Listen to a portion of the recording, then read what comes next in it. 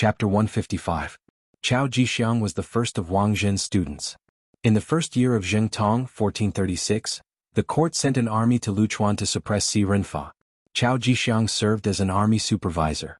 In the 9th year of Zheng Tong 1444, Chao Jixiang participated in a punitive expedition against Wulianga. Together with Duke Chengzhu Yong and eunuch Lu Yong, he sent out troops. In the 13th year of Zheng Tong 1448, he went to Fujian with Marquis Ningyang Qin Mao to suppress the peasant uprising led by Deng Maoqi. He supervised firearms with eunuch Wang Jin. Every time he sent out troops, he would select some brave generals and nimble soldiers to serve under him. After he returned, he would raise them at home. Thus, there were many weapons and warriors hidden in his home. Because of his good performance, he was promoted to the position of first eunuch in charge of the ceremony directorate. In name, he held the right to mobilize the brocade guard in the East faction. However, this was only in name. In reality, regardless of whether it was during Wang Zhen's reign or Jin Ying's current reign, he was only in name. The only people he could mobilize were the 500 warriors hidden in his home. When this eunuch, who was nominally in charge of the brocade guard, heard the news of a large mobilization, he immediately sent people to investigate. He had always been very honest. Even though everyone knew that he was Wang Zhen's man, Jin Ying did not immediately act against him. However, this did not mean that he was honest. He just lacked an opportunity to rise up. This powerful eunuch of the Ming dynasty in history, who had even participated in a rebellion, finally felt restless. Seeing that Jin Ying had sucked up to Zhu Qiyu and become a powerful eunuch, Chao Jixiang did not immediately act. Instead, he waited. In his eyes, the situation in the court was not very clear. At the very least, the Walla people who had defeated Zhu Qizhen were a big threat. Before they were defeated, no decision could be considered completely correct. Since he could become a powerful eunuch, he had to be very scheming. It was during this period of waiting that things changed.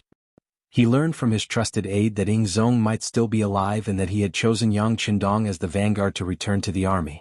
This news, for Chao Jixiang, who had been silent all this time, was very exciting. At the same time that he saw the light, his entire person became restless. Opportunities were called opportunities because they were rare and had to be grasped. Chao Jixiang was prepared to seize this opportunity. He immediately called over his nephew Chao Qin, his adopted son Chao Xian, and Chao Duo, and told them that he was prepared to help Yang Qindong. Chao Jixiang had always been known for his shrewdness, and there were even people who called him the youngest old fox. He was referring to the fact that even though he was young, he had great foresight. Since he had made such a decision, his subordinates would naturally raise both hands in approval. After reaching a consensus, more embroidered uniform guards and East faction guards started to gather. He had been the director of the East factory for several years. Although it was only in name, the truth was that Wang Zhen had always been in charge of the East factory. He also had to listen to Wang Zhen's instructions when making important decisions. But that didn't mean that Chao Jixiang didn't do anything. On the contrary, he had been secretly building his own system. Now that Wang Zhen was no longer around and the heavy stone on his head was gone, it was time for Chao Jixiang to show his strength. Soon, no less than 3,000 people from the Eastern faction and the brocade guards gathered and headed to the Yangjia village under Chao Jixiang's personal lead. Outside the Yangjia village, it was bustling with noise and excitement. Tang Tong led 1,000 embroidered uniform guards in front, while the commander of the embroidered uniform guards, Han Ji, led 3,000 embroidered uniform guards in pursuit. Behind them were the 3,000 embroidered uniform guards and East faction guards led by Chao Jixiang himself. They were like orioles following closely behind.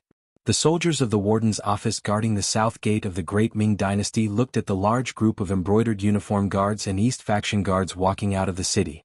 They guessed that something big must have happened, but they couldn't imagine what kind of big thing it was with their intelligence. On the road 5 li outside the Yangjia village, the Ghost Shadow sniper team hidden in the dense forest on both sides of the road were ready.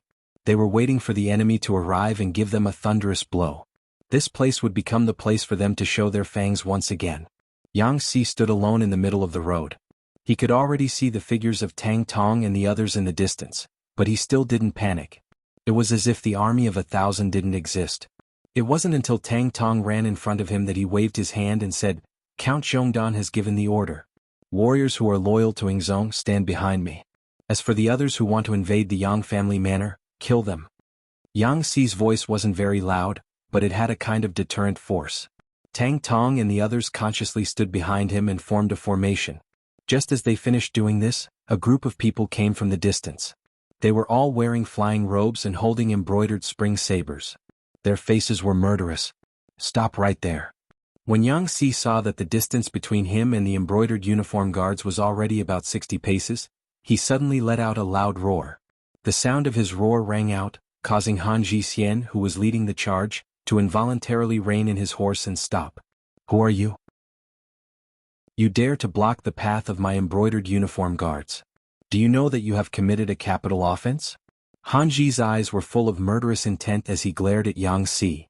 "In front of us is the private manor of Count Zhongdan. No one is allowed to enter without permission. Otherwise it is a capital offense. I want to ask you, how many heads do you have? Are you tired of living?" Facing the angry Han Ji, Yang Si responded with a sneer. His eyes were full of contempt and disdain. When Han Ji saw Yang Si's imposing manner, he, who was originally filled with anger, immediately turned hostile. "Brat, I am now under Eunuch Jin's orders to capture these traitorous remnants of the embroidered uniform guard. If you know what's good for you, dismount from your horse and kneel on the ground and beg for surrender. Otherwise don't blame this official for being merciless." Lightly shaking his head, Yang Si narrowed his eyes into slits and didn't say anything else. The warning had already been issued. If the other party still insisted on doing things their own way, the Ghost Shadow Sniper Squad would show them what the end of the road was and what despair was. Seeing that Yang Si didn't say anything else, Han Ji's imposing manner couldn't help but rise. He turned his head to the left and right and said, "Go, capture Tang Tong and the leaders of the rebellion. If anyone dares to resist, kill them without mercy and wipe out their families." "Yes." A few of the embroidered uniform guards who were swept by Han Ji's gaze immediately puffed out their chests and raised their heads. They rode their horses forward as if they couldn't bear to look at them. At the same time, their right hands pressed on the embroidered spring sabers at their waists. They looked like they would kill anyone who dared to resist. Puff puff puff. The snipers with silencers opened fire under Baizuo's command. Without the slightest movement, four embroidered uniform guards who were riding forward fell from their horses. When they landed on the ground, each of them widened their eyes. Their faces were filled with unwillingness and confusion. The 4 officers of the embroidered uniform guard were suddenly killed on the spot without any warning. This frightened the others. For a moment, the embroidered uniform guards who were advancing stopped in their tracks. They looked around as if they were looking for something. There's no need to look. If anyone is looking, I guarantee that the next one to die will be him. In order to increase the sense of mystery as well as to deal a fatal blow to the enemy's morale, Yang Si's shout rang out. Some of the officers who were obedient immediately stopped their actions of inquiring about the situation. However, there were also 2 who didn't know what was good for them. They didn't take Yang Si's words seriously at all. They were still looking around to find the reason for their comrades' deaths. However, in the next second, the 2 of them became corpses. They fell from their horses with a spear between their eyebrows. 6 people died in a row. This sudden turn of events caused the embroidered uniform guards to cry out in alarm. Death wasn't scary, but to die without knowing why or even who killed you, this became very scary. Han Ji also had a physical body. With the help of Jin Ying's power and influence, such a person would naturally cherish his life more than ordinary people. Glory and wealth were right in front of him. If he died without enjoying it, how unjust would that be? Seeing that 6 of his subordinates had died in succession, he really couldn't find the reason.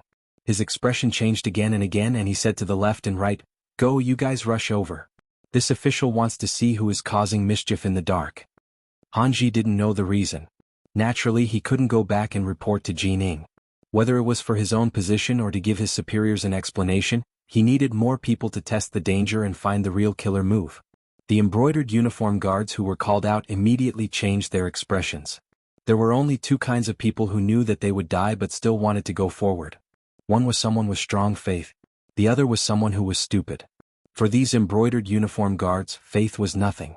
In their eyes, power and money were more important. To be elected to the embroidered uniform guards, they naturally weren't stupid. If there were no benefits, why would they be willing to take the risk? At that moment, several people looked at Han Ji with pleading eyes.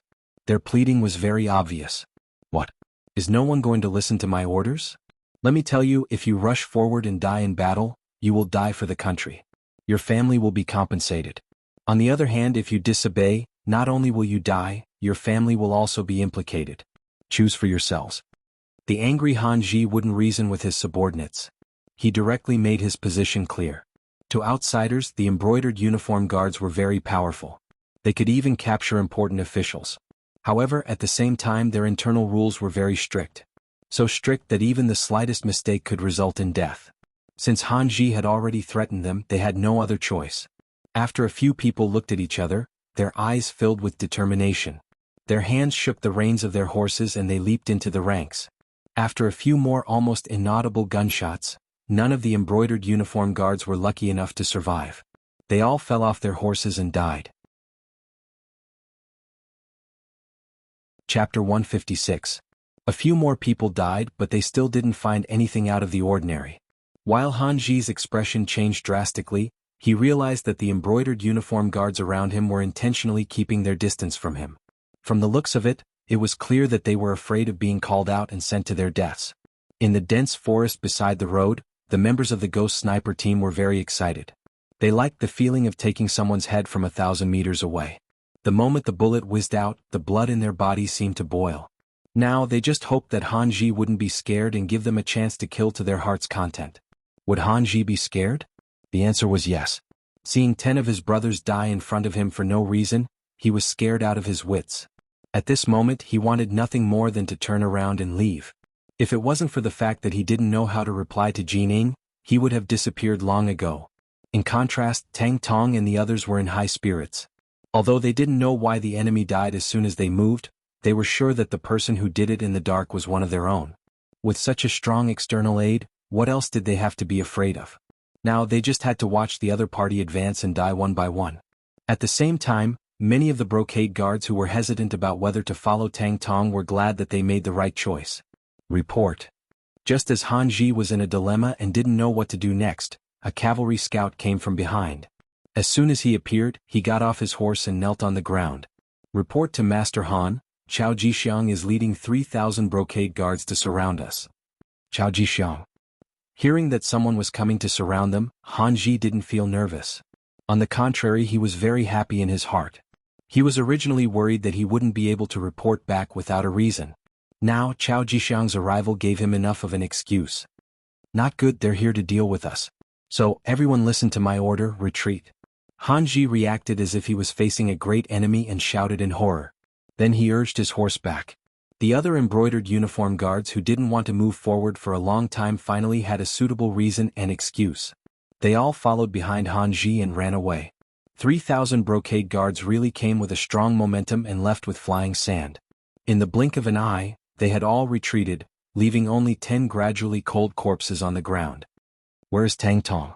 Send people to deal with these corpses. At the same time, send 100 people to guard this place. No one is allowed to take a step forward without orders. Otherwise, these people will become their role models. Yang Si issued the order loudly, then rode his horse back to the Yang village. He wanted to tell the young master about Chao Jixiang's arrival and ask him to make a decision. Chao Jixiang led the warriors under his command and the embroidered uniform guards that he could recruit, a total of more than 3,000 people, out of the southern part of the city and headed towards the Yang family manor. Once the army left the capital, it began to slow down. In order to show his importance, he wasn't in a hurry to leave. Instead, he wanted to wait for Han Ji and Tang Tong to kill each other. Then he would appear as the one who collected the corpses. In this way he would be able to show his importance. The army proceeded at an unhurried pace, but after traveling only 5 li, the scouts sent back news that Han Ji and the 3,000 embroidered uniform guards had retreated and chosen a different route to return to the capital. Retreated? Could it be that they didn't fight with Tang Tong? Or did they not catch up at all? Chao Jixiang's face was filled with confusion and doubt. This was different from what he had imagined. We caught up with them, but we don't know why the two sides didn't fight.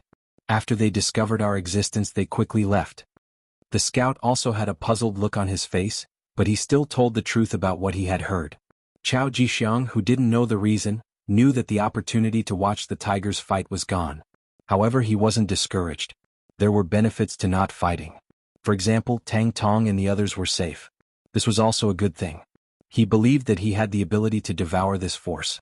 This way he would be able to strengthen himself without suffering heavy losses. Alright, since Han Ji and the others have left, let's make a trip to the Yang family manor. I have heard of this East Marshal for a long time. Yang family manor. Chao Jixiang, this is indeed a character. Yang Chendong listened to Yang Xi's report and had a calm smile on his face. How could he not know of this eunuch who had eventually gone on the path of rebellion in history? It was only because of Wang Jin's Jining that he didn't stand out so much. With the passage of time, this person had finally stepped onto the stage of history. Based on his performance, he had even had the opportunity to shine earlier than in history. Pass down the message. When he arrives, bring him to see this uncle. Yang Chendong, who had already bared his fangs, no longer had to be so careful in everything like before the wooden castle. Even when facing Chao Jixiang, he still had a sense of superiority. Yes. Yang Xi cupped his fists in acknowledgement and left. Yang Chendong was left alone to think about what to do next. He could no longer hide the fact that he was the vanguard of the Ying sect.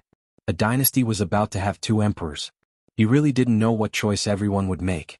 And what choice would the acting sect master Zhu Qiyu make? Han Ji led the 3,000 embroidered uniform guards back to the capital in a panic. As soon as they entered the inner city, they headed straight for the imperial palace. In the imperial palace, Jining had already told the newly ascended acting sect master, Zhu Qiyu, about the fact that Yang Chendong had returned to the capital as the vanguard of the Ying sect. She also told him about how he had already taken Empress Qian out of the palace. Zhu Qiyu's expression became somewhat panicked. His throne was not inherited from anyone, nor was it passed down orally like the other emperors. It was completely pushed to this position by the ministers who forced him to do something beyond his ability. He had originally thought that his brother, Zhu Qizhen, had died on the battlefield. That way his throne would be rightful. But he had never imagined that he was still alive. What was the point of his throne then? Wasn't he being suspected of usurping the throne? Thinking of this, Zhu Qiyu tried to say to Jining, "Since royal brother is still alive, when he returns we can give the throne back to him." Zhu Qiyu's answer disappointed Jining greatly. At the same time she was shocked. If this was the truth, she could imagine what his fate would be. When the Ying sect left, he had told her to handle court affairs with another eunuch, Xingyan, the minister of appointments, Wang Ji, and the emperor's son-in-law, Jiao Jing. But now, not only had he taken over the other 3, he had also recommended Zhu Qiyu to be the emperor. If he was investigated, the result was obvious. Not only would she die, but everyone related to her would also not be able to escape. She absolutely could not allow Zhu Qizhen to ascend the throne again. After Jining made up her mind, she looked at Zhu Qiyu and said in a threatening tone, "Your Majesty, do you think this is borrowing something? If you don't need it, you can return it? This is the throne. Whether you are willing or not, you are now the acting sect master of the great Ming dynasty. Based on this, do you think that if he returns he will spare you?" "What should I do?" Zhu Qiyu heard Jin Ying's words and immediately panicked. Zhu Qiyu was not a shrewd person. In terms of scheming, he was far from his brother Zhu Qizhen. He was straightforward and had a low EQ. Sometimes he didn't even know how to be flexible. In history, he had even openly bribed the officials for his son to become the crown prince. This could be seen. Now that he heard Jin Ying's threatening words, he was naturally shocked. Speaking of which, no one wanted to die. Zhu Qiyu was naturally the same. Especially after being the emperor for a few days, the people below were very polite to him. No matter what he wanted to do, they would obey. This feeling made him feel a little smug. Now he had to give up all of his privileges and even bear the risk of losing his life. If it were anyone else, they would be afraid and reluctant to do so. Jining saw that Zhu Qiyu was a little scared and knew that her words had worked. While she was happy, she spoke her opinion and meaning. "Your Majesty, no matter how you obtain the throne, there is no doubt that it is legitimate. You were recommended by the officials and approved by Empress Dowager Sunday. Then, you are the current emperor of the great Ming dynasty. There is no doubt about this. If anyone has doubts, then they should be arrested and killed as an example to others." "Arrested and killed?" Zhu Qiyu repeated Jin Ying's words. "That's right, capture them and kill them. This way no one will dare to say bad things about you. As for the matter of Emperor Yingzong returning to the court, I think we can make him the retired emperor just like Li Yuan during the Tang dynasty. Wasn't he revered as the retired emperor by his second son, Li Shimin? In later generations, because Li Shimin was close to the government and loved the people, he was still revered as Emperor Taizong of the Tang dynasty. This is the example set by our predecessors."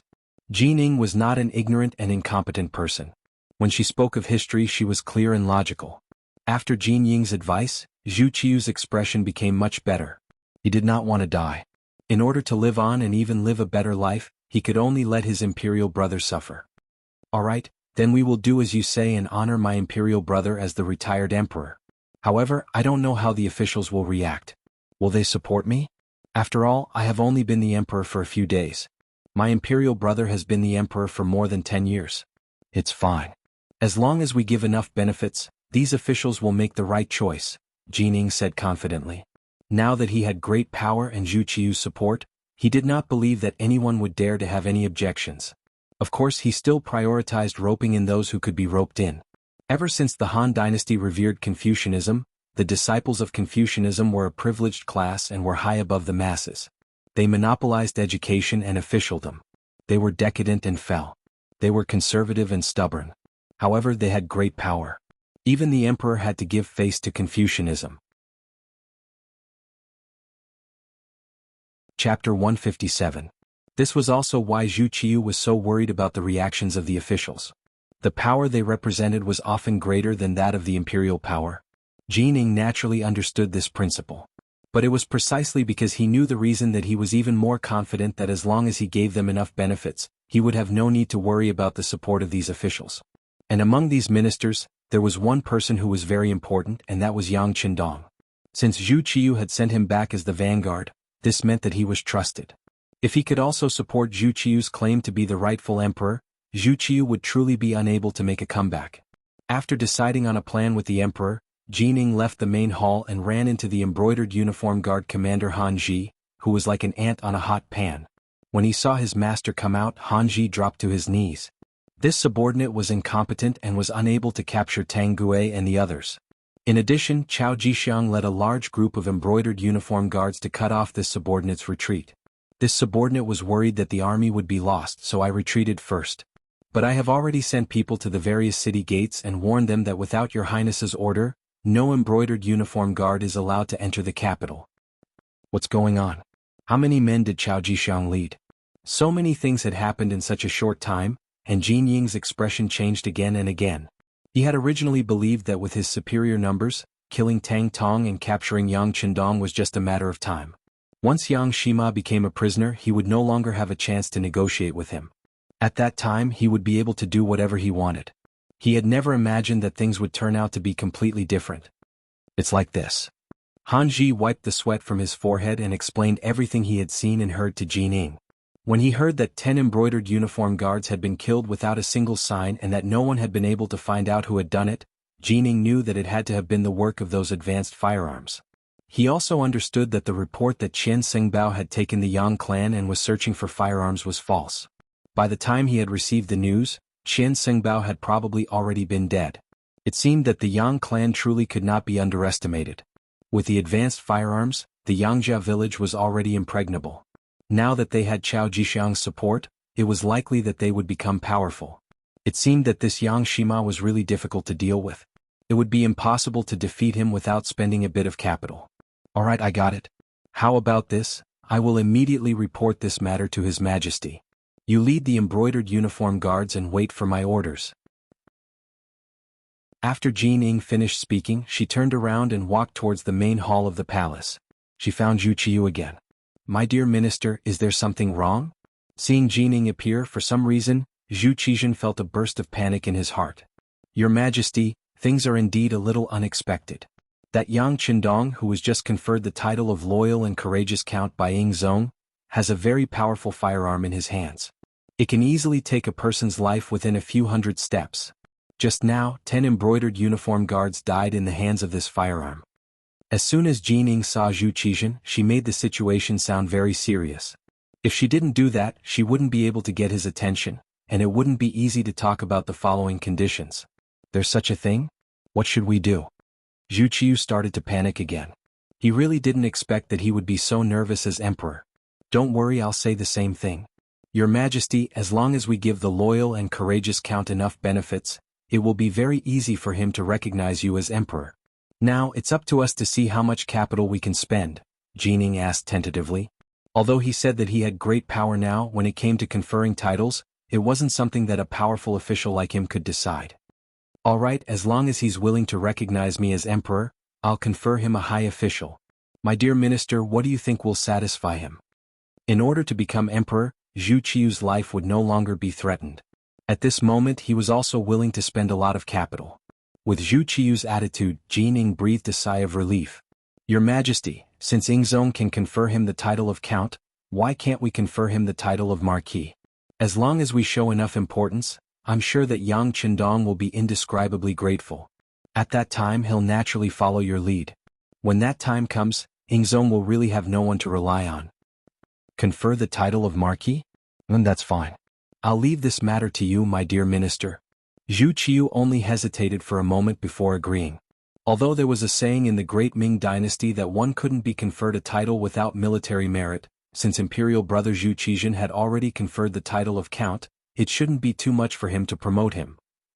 On the official road 5 li away from Yang Manor, Chao Jixiang rushed over with his army of 3,000. What he saw was a man dressed as a servant riding on a tall horse blocking the road. Behind him were 100 embroidered uniform guards wearing flying fish robes. The formation was placed in front of him, but it was completely unwelcoming. There wasn't the slightest bit of welcome. This caused Chao Jixiang to be dissatisfied. His nephew, Chao Xen, was flustered and exasperated as he shouted, "What are you doing? Don't you recognize Lord Chao?" During Wang Zhen's reign, Chao Jixiang was the first eunuch in charge of the ceremony directorate. In name, he was in charge of the Eastern faction and the embroidered uniform guards. His subordinates naturally recognized him. However, after witnessing Han Ji's defeat, they were filled with confidence in their loyalty. Even if their immediate superior appeared, no one would feel afraid. Chao Xen roared, only to be met with silence. After a while, seeing that no one spoke, Yang Si chuckled and said, "What's wrong? Brother, are you trying to scare someone?" *CK, who are you? Chao Xen felt that he had lost face. He pulled out his embroidered spring saber and pointed it at Yang Si. The threat was obvious. Is no one going to take care of you spouting shit? Yang Si's expression also darkened.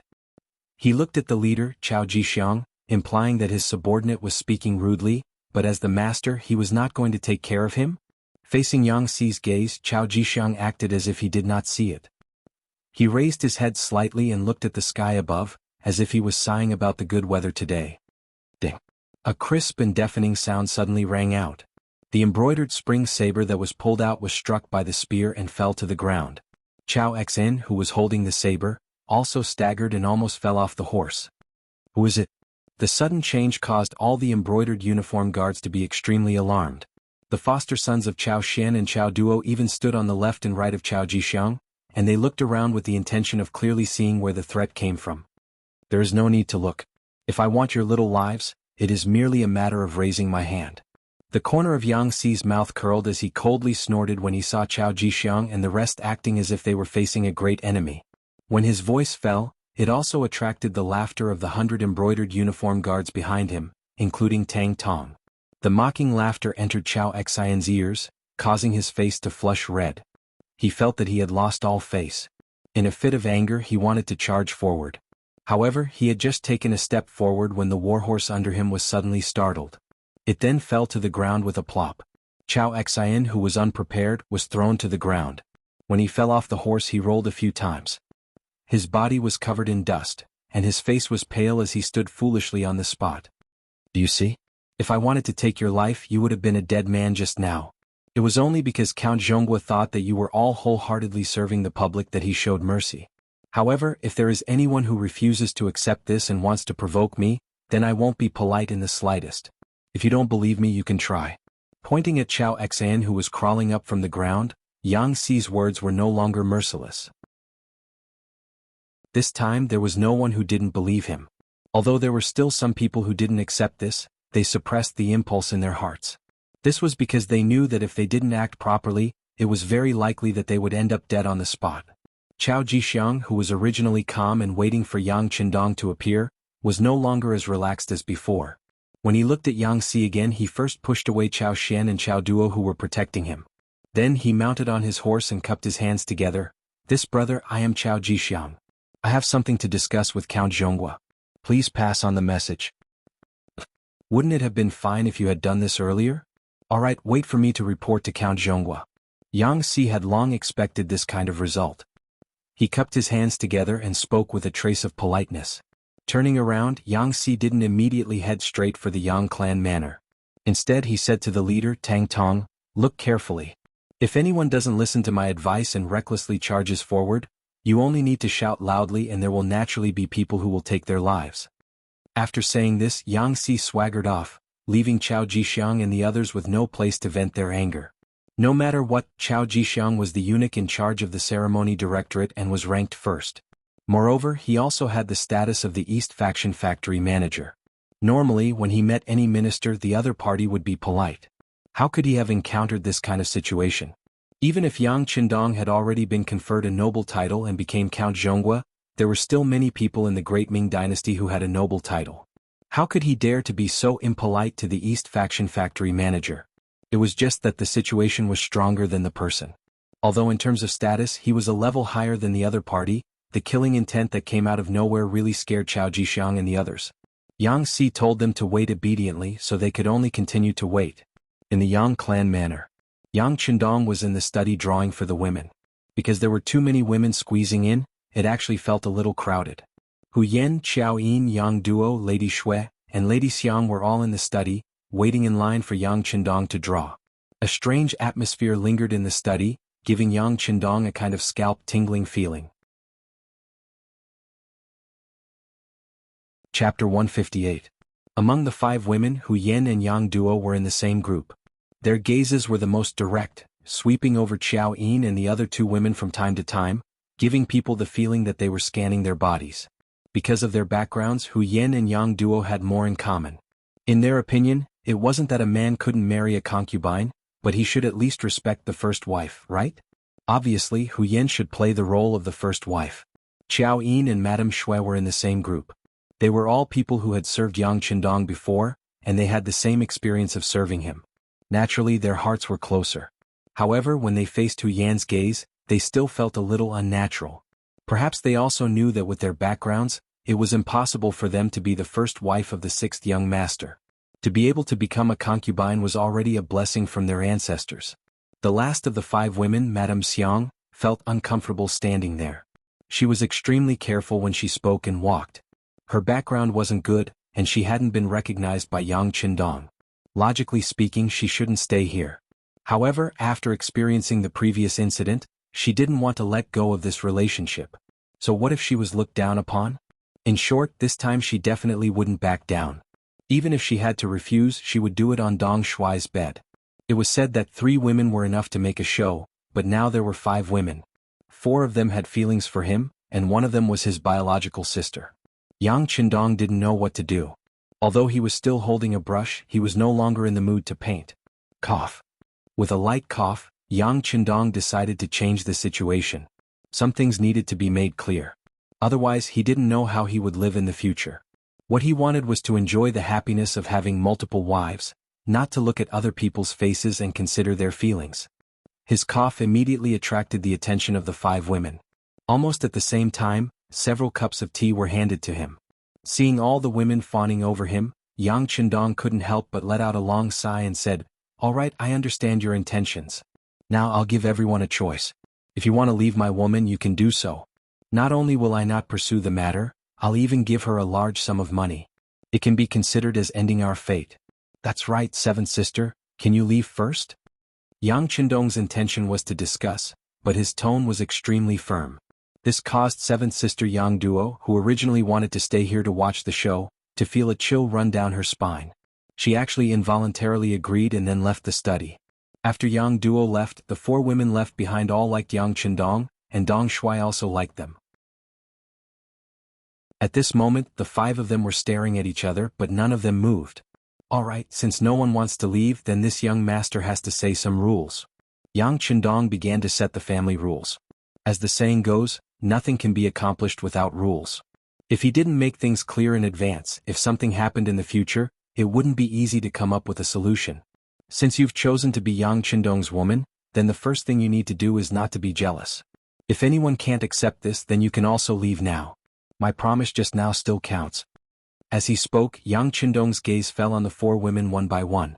After seeing that the 4 women didn't have any reaction, Yang Qindong said, "Then it can be considered that you've agreed.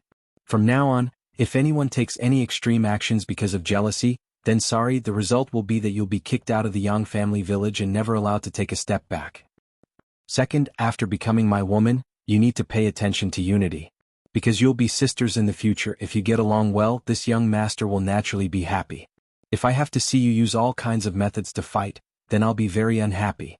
The result will also be that I'll be kicked out of the Yang family and never allowed to enter again. Third, you can have your own business. As long as you're willing to do it, this young master will support you and provide you with enough money. I'll also send people to protect you. In other words, I'll give you enough freedom. But there's one thing: you're not allowed to be with other men behind my back. If I find out, it won't be as simple as kicking you out of the Yang family. This is my bottom line, and I hope you'll remember it in your hearts. Fourth, as long as it's money you earn, you can spend it however you want. I won't ask. Even if it's not earned by you, you can spend it if it's my money and I won't ask. But if anyone wants to scheme against my money, use it to do bad things, or even support those who oppose me, then I'm sorry, the consequences are not something you can imagine or even bear. Fifth, after becoming my woman, you don't need to care too much about status. I'll treat you equally. As for how you'll call each other sisters, that's up to you. I won't interfere in these matters. But I also don't want anyone to bully the weak and think that they're better than others. That's something I won't allow. Alright, that's all for the above 5 points. I've finished my requests. If you have any other requests, you can raise them now. But after today, once I walk out of the study, don't talk about it casually in private. Do you understand? Yang Qindong pretended to have a cold face as he raised the 5 requests. Then, his face turned from gloomy to sunny and was full of smiles. When it came to feelings, Yang Qindong had to admit that he was a little selfish. For women, it could be said that each had her own merits. He didn't want to let go of any of them, but he also didn't want to hurt any of them, so he had to say the ugly words first. Yang Qindong changed from a cold face to a smiling face, causing the 4 women to feel relieved. Then they began to express their opinions one by one. The first to speak was Hu Yan. Although none of the women said anything, everyone knew that Hu Yan was very likely to become Yang Qindong's wife in terms of background and knowledge. This was determined by the environment, and it was very difficult for Yang Qindong to change it. Not to mention, Hu Yan knew that Yang Qindong was likely to have an accident, but she still came to Yang Qindong and claimed to be the daughter-in-law of the Yang family. Just this point alone was not comparable to ordinary women. If she became the first wife, others would not have any objection. Hu Yan was the first to stand up. Her eyes fell on Yang Qindong and she said with shyness, "I abide by the 5 requirements of Dong Shui. At the same time, I also have to criticize myself. In fact, I didn't mean to be rude to my sisters. It's all my 7th sister who taught you. Alas, she suffered in the Wang family. She was afraid that you would suffer like this, so she did this. I can understand, but don't do it again. You can't do this in the future. I'm not that Wango. By the way, you can call me Lu Lang in the future." Yang Qindong's face was full of smiles. He had already learned from Yang Si and Yang Lu that before he came back, the women got along very well. For such a sudden change, it must be 7th sister who played a role in it. Sure enough, Yang Qindong directly pointed out the problem. Hu Yan blushed and said, "I really can't hide anything from Lu Lang." "Ah, Lu Lang is a good name. Of course, only my women are qualified to call me that." "Ah, okay, come over and let Lu Lang hug you." Yang Qindong laughed and ignored Xiao Yin and the other women who wanted to say something. He first put Hu Yan, who was the closest to him, on his lap. Since he had made the request and no one had any objections, there was no need to listen to the attitudes of these women. Wouldn't it be better to see everything through their actions in the future? It was Hu Yan's first time being so close to Yang Qindong, and she immediately blushed. However, when Xiao Yin, Madame Shui, and Madame Shui also came to Yang Qindong's side and huddled together, her shyness quickly disappeared and she blended into the warm atmosphere. Outside the study, Yang Si had been there for a while, but when he saw Miss Seven guarding here and not allowing anyone to enter, he could only stand aside and wait respectfully. It was not until about an hour later that Yang Qindong's voice came from inside. "Yang Si, you're back, right? Come in and talk." "Yes." Yang Si quickly responded, then lowered his head and entered the study. As soon as he entered, he said without even raising his head, "Young master, the Ghost Shadow Sniper team frightened Chao Jixiang. They are now 5 miles away from the manor, waiting for young master to meet them." "Well done. How about this? Let Chao Jixiang enter the manor and allow him to bring 2 embroidered uniform guards with him. Remember, 2 people at most. If he doesn't want to, he can go back to where he came from." Yang Qindong waved his hand, not treating Chao Jixiang as an important person at all. "Understood." Yang Si responded, then turned and left. He could only bring 2 attendants. Whether Chao Jixiang would agree or not was not within his scope of consideration. He only needed to listen to the young master's orders. At this time Chao Jixiang was already impatient. After more than an hour he still did not see Yang Si return. If he rode a horse from here to the Yang Manor, it would only take a moment for him to go back and forth. However, after such a long time he still did not see Chu Li, which made him feel like he was being played. However, although he was impatient he still could not leave. After all, if he wanted to contact Ding Zong he could only find Yang Qindong. Thus, even if he was angry he did not show it on his face. His nephew Chao Xian had already patted off all the dust on his body. He felt embarrassed as he stared at Tang Tong and the 100 embroidered uniform guards opposite him. If eyes could kill, Jie and the others would have died many times over. "Uncle, why don't we kill our way into the manor and capture Yang Qindong alive? I don't believe that he won't tell us where Ing Zong is." Chao Xian, who wanted to regain his face, saw that Yang Si was not coming back, so he impatiently suggested to Chao Jixiang.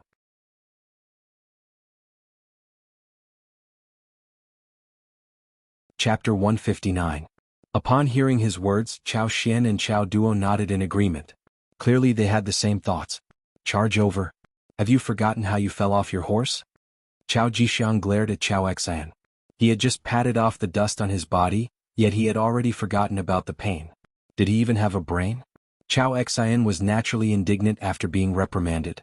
However, when he thought about how he fell off his horse for no reason, he immediately suppressed the impulse in his heart. He couldn't help but look to the sides of the road. However, there was only dense forest everywhere, and he couldn't see anything out of the ordinary. Time slowly passed. Finally, the sound of horse hooves could be heard. Yang Si arrived on horseback. Chao Jixiang heaved a sigh of relief. However, when he saw that only Yang Si had arrived and that Yang Qindong wasn't with him, he couldn't help but raise his eyebrows. What is the meaning of this? Does he not want to meet me? At this moment, Yang Si arrived before the 2 armies and stopped in front of Tang Tong and the others. After which, Yang Si announced loudly, "The Count has ordered for eunuch Chao to bring 2 attendants and follow me into the manor for a chat." What? Upon hearing that only 2 people were allowed in, Chao Xian and the others immediately flew into a frenzy. The 2 foster sons, Chao Xian and Chao Duo, even tried to dissuade him. This was a trap and they hoped that their foster father wouldn't fall for it. At this moment Chao Jixiang was also furious. This Yang Qindong didn't take him seriously at all. He clearly knew his identity, yet he didn't come out to greet him personally. Instead he allowed him to bring only 2 attendants into the manor. This was clearly a slap to his face. Of course, Chao Jixiang didn't think that Yang Qindong was trying to harm him. Firstly, there wasn't any conflict of interest between them. Secondly, if Wang Chong really wanted to harm him, all he had to do was use the same method he used on Chao Xian, and he wouldn't be able to avoid it. Being looked down on like this, Chao Jixiang really wanted to turn around and leave in anger. However, if he were to leave he would really become a barren tree. Putting aside the fact that he wouldn't be able to return to the capital, he wouldn't be able to meet Ing Zong either. At that time he would definitely be labeled as a rebel. So, forget it. When one is under someone else's roof, one has no choice but to lower one's head. However, Yang Qindong, for humiliating me like this today, this duke will get his revenge sooner or later. Chao Jixiang decided to lower his head. He turned around and pointed to 2 good fighters from the East faction and said, "You 2 come with me. The rest of you stay here. Remember, no matter what happens, no matter how long you wait, stay here obediently. If anyone dares to make a decision on their own, I will not let them off easily when I return." His gaze lingered on the trio for a while before Chao Jixiang tidied up his attire and rode over to Yang Si with his 2 servants. "Brother, please lead the way." No problem. Please." Seeing that Tang Tong was being polite, Yang Si naturally returned the greeting. Then the 4 of them walked past Tang Tong and the others, heading straight to the Yang clan manor. Not long after Chao Jixiang left, another team arrived behind his team. The leaders were Jining, Hanji and the others. Jining seemed to cherish her life. She had brought 3,000 men with her this time. Although both sides were embroidered uniform guards, in reality, they belonged to 2 different camps. The moment they met, an atmosphere of mutual hostility filled the air. "Do not attack without orders. I am here to pay my respects to Count Zhongdan. Please make way." Jining walked at the front.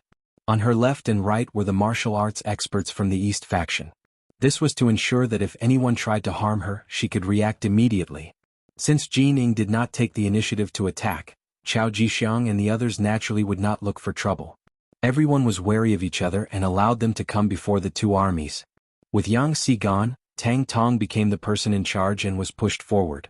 The moment he stepped forward, his aura was greatly reduced in front of Jining. He actually cupped his fists and bowed, saying, "Greetings, eunuch Jin. Oh, I remember you. You are Tang Tong Qianhu of the embroidered uniform guards, right? Ah, how about this? I will have to trouble you to inform him that I have something important to discuss with Count Zhongdan." Jin Ying's face was full of smiles as if she and Tang Tong were old acquaintances. This was the first time Jining respected him so much. For a moment, Tang Tong felt like he was floating. "All right. Please wait for a moment, eunuch Jin. I will go to Yang village now." Thank you, thank you." As Jining finished speaking, Tang Tong had already mounted his horse. He turned and galloped in the direction of Yang village. Yang Si brought Chao Jixiang and the others to the inner courtyard of Yang village. Yang Lu stood there. He raised his hand and blocked their way. "What are you doing?" Yang Lu's action caused one of the embroidered uniform guards to draw his spring-embroidered knife. But just as he drew his steel knife, he felt pain in his arm. Blood splattered. His right hand holding the knife had been hit by the first guard hidden on the roof of Yang village. The steel knife fell to the ground. The guard's pain cry rang out. "You have 3 breaths time to shut up. Otherwise the next hit won't be your arm but your head."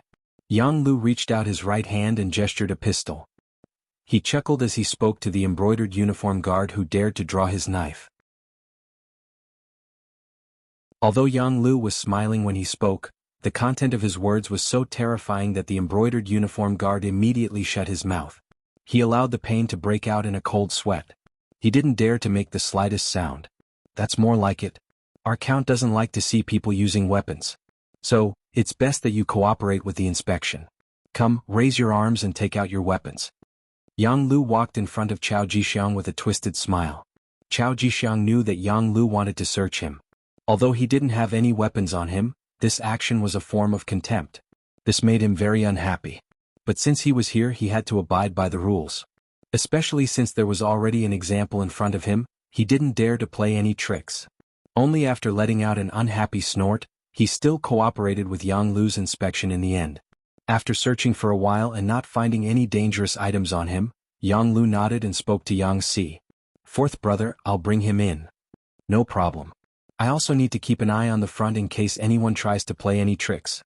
As for these two, just stay here obediently.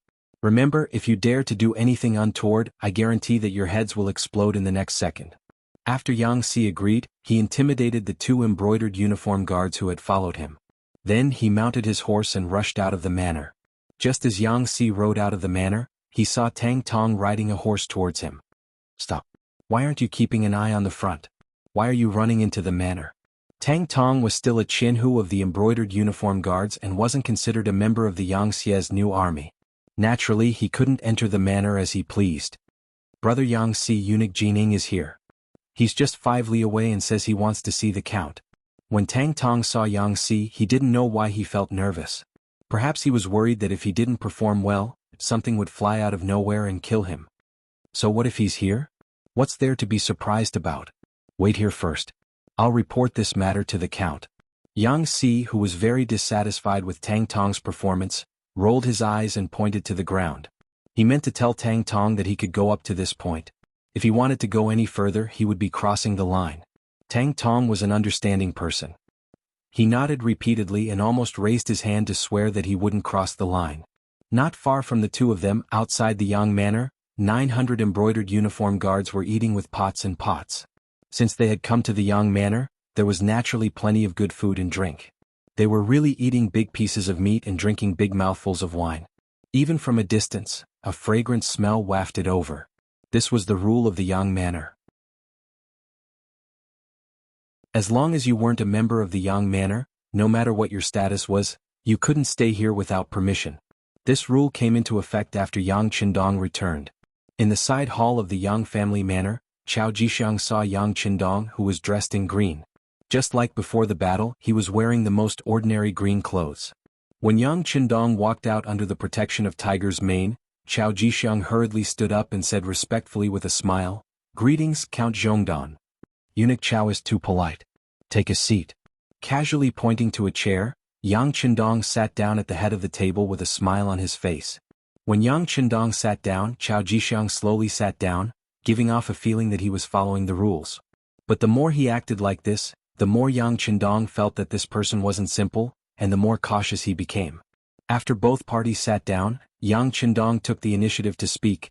I believe Eunuch Chao is here to ask about Ingzong's whereabouts. This count can tell you that the emperor is fine.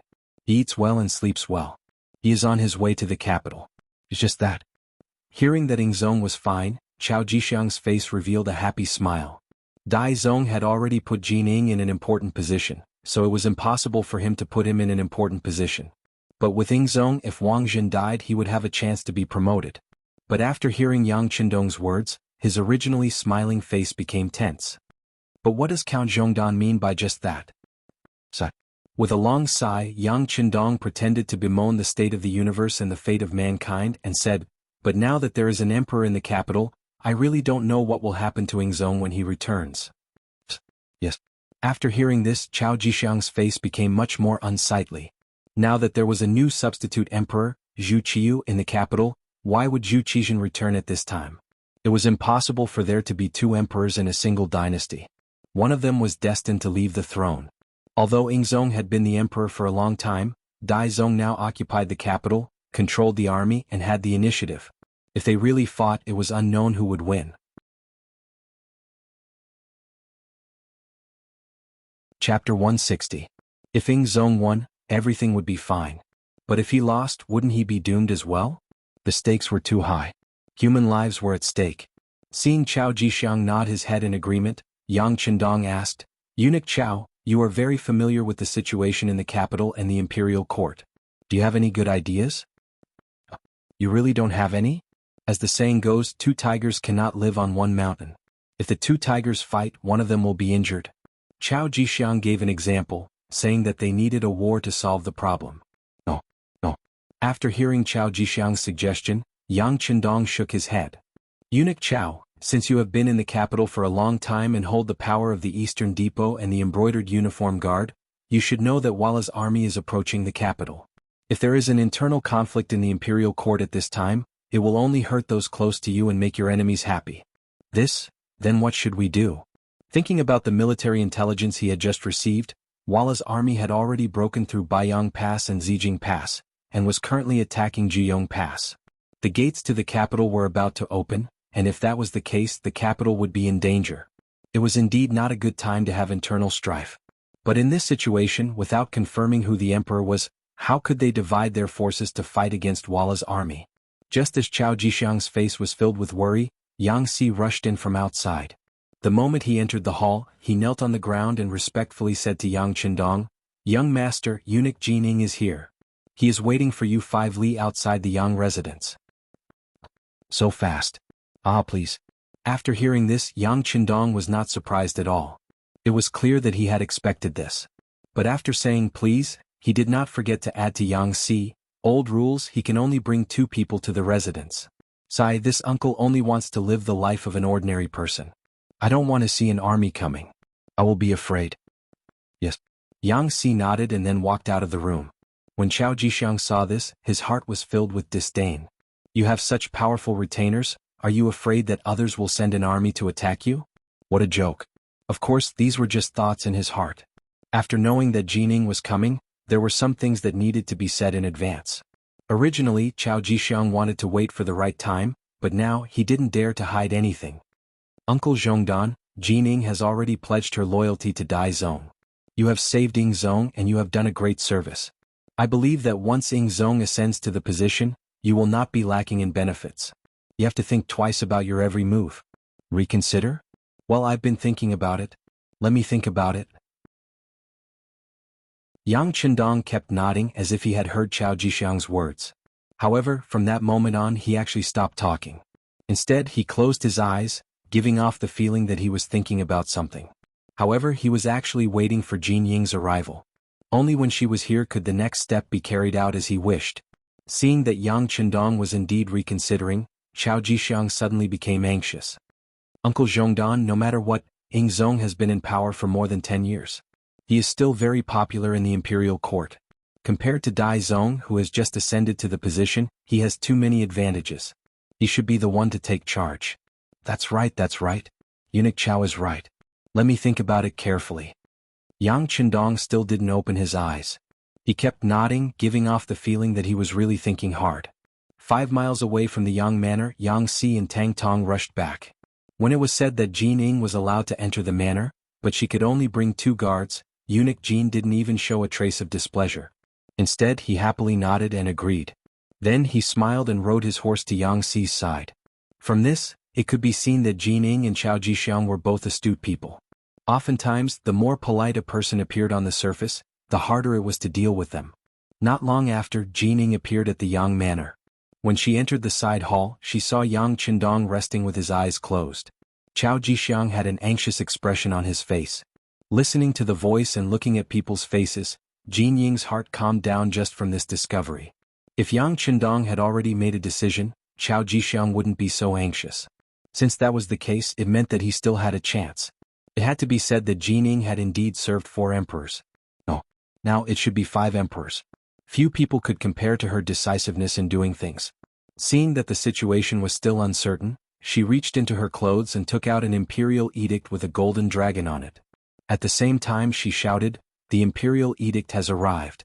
Uncle Zhongdan, please accept it." I, Yang Qindong, accept the imperial edict. When he heard that it was an imperial edict, an undetectable joy flashed across Yang Qindong's eyes. He knew that Dai Zong was going to give him some benefits. He just didn't know what kind of conditions Dai Zong would give him. Yang Qindong knelt on the ground. Jin Ning read aloud, "By the will of the heavens, the emperor decrees that Count Zhongdan Yang Qindong is young and promising. He is proficient in both martial arts and literature. He protected the retired emperor on the dangerous battlefield. His loyalty to the great Ming dynasty is witnessed by the heavens and earth. He is hereby conferred the title of Duke Zhongdan and the position of commander of the Brocade Guards." Emperor Zong of the Ming dynasty proclaims this. After Jin Ning finished reading the imperial edict, she smiled and said to Yang Qindong, who was kneeling on the ground, "Marquis, please rise." The count had become the Marquis. Yang Qindong's lips curled into a faint smile. "Thank you, Eunuch Jin. You've worked hard. You're too kind. Compared to Marquis bravely saving the retired emperor, what I did pales in comparison." Jin Ying's eyes narrowed into slits. This was the second time he had mentioned the title of retired emperor. As soon as he finished speaking, Chao Jixiang shouted in protest, "Eunuch Jin, what are you doing? How did Emperor Ingzong become retired emperor? How come I didn't know about this? How dare you? This is an imperial edict from Emperor Daizong. Did he need to discuss it with you first?" Jin Ning was not so amiable when facing Chao Jixiang. Whether it was in terms of seniority or power, the two of them were not on the same page. In the face of Jin Ying's rebuke, Chao Jixiang had no intention of backing down. In truth, from the moment he had led his warriors and the embroidered uniform guard out of the capital, he had already decided on his stance. Since he had already made his choice, why would he be afraid of Jin Ying's angry rebuke? Chao Jixiang sneered. When Emperor Daizong took the throne, it was because Shi Heng reported that Emperor Ingzong was no longer around. But now that Emperor Ingzong is fine and will soon return to the capital, Emperor Daizong should take the initiative to abdicate. After all, his regent power was bestowed upon him by Emperor Ingzong. Oh? Emperor Ingzong is returning to the capital? Jin Ning blinked several times at this news. She ignored Chao Jixiang and turned to Yang Qindong, who was receiving an imperial edict, and asked, "Marquis? Is this true?" "It's true." Yang Qindong had accepted benefits from Emperor Daizong, so he naturally had to express his gratitude. He immediately said, "Eunuch Chao is correct. Emperor Ingzong is heading to the capital with Minister of War Kuang Yi, Minister of Revenue Wang Zhua, and other officials. Marquis was ordered by Emperor Ingzong to return to the capital first so that he could report to everyone that he was safe. But he didn't expect Emperor Daizong to have already ascended the throne. In this case, once Emperor Ingzong returns to the capital, won't there be a country with 2 emperors? What should we do then?" Yang Qindong directly laid out the problem in front of Jin Ning and Chao Jixiang. His gaze continued to wander between the two of them. A country with 2 emperors. Whenever such a thing appeared in history, it would always be accompanied by fierce battles. How could a mountain contain 2 tigers? Not to mention, how could there be 2 voices in a country? If something were to happen, whose orders should they listen to? Jin Ing and Chao Jixiang quickly thought of this problem, and for a moment, their faces turned extremely nasty. They felt like they had been stumped by reality. Based on the current situation, it was clear that no one would back down so easily. The result was likely to be a clash of swords and weapons. With a great enemy like Walla by their side, any internal strife would only benefit others. In the side chamber, the atmosphere became extremely tense.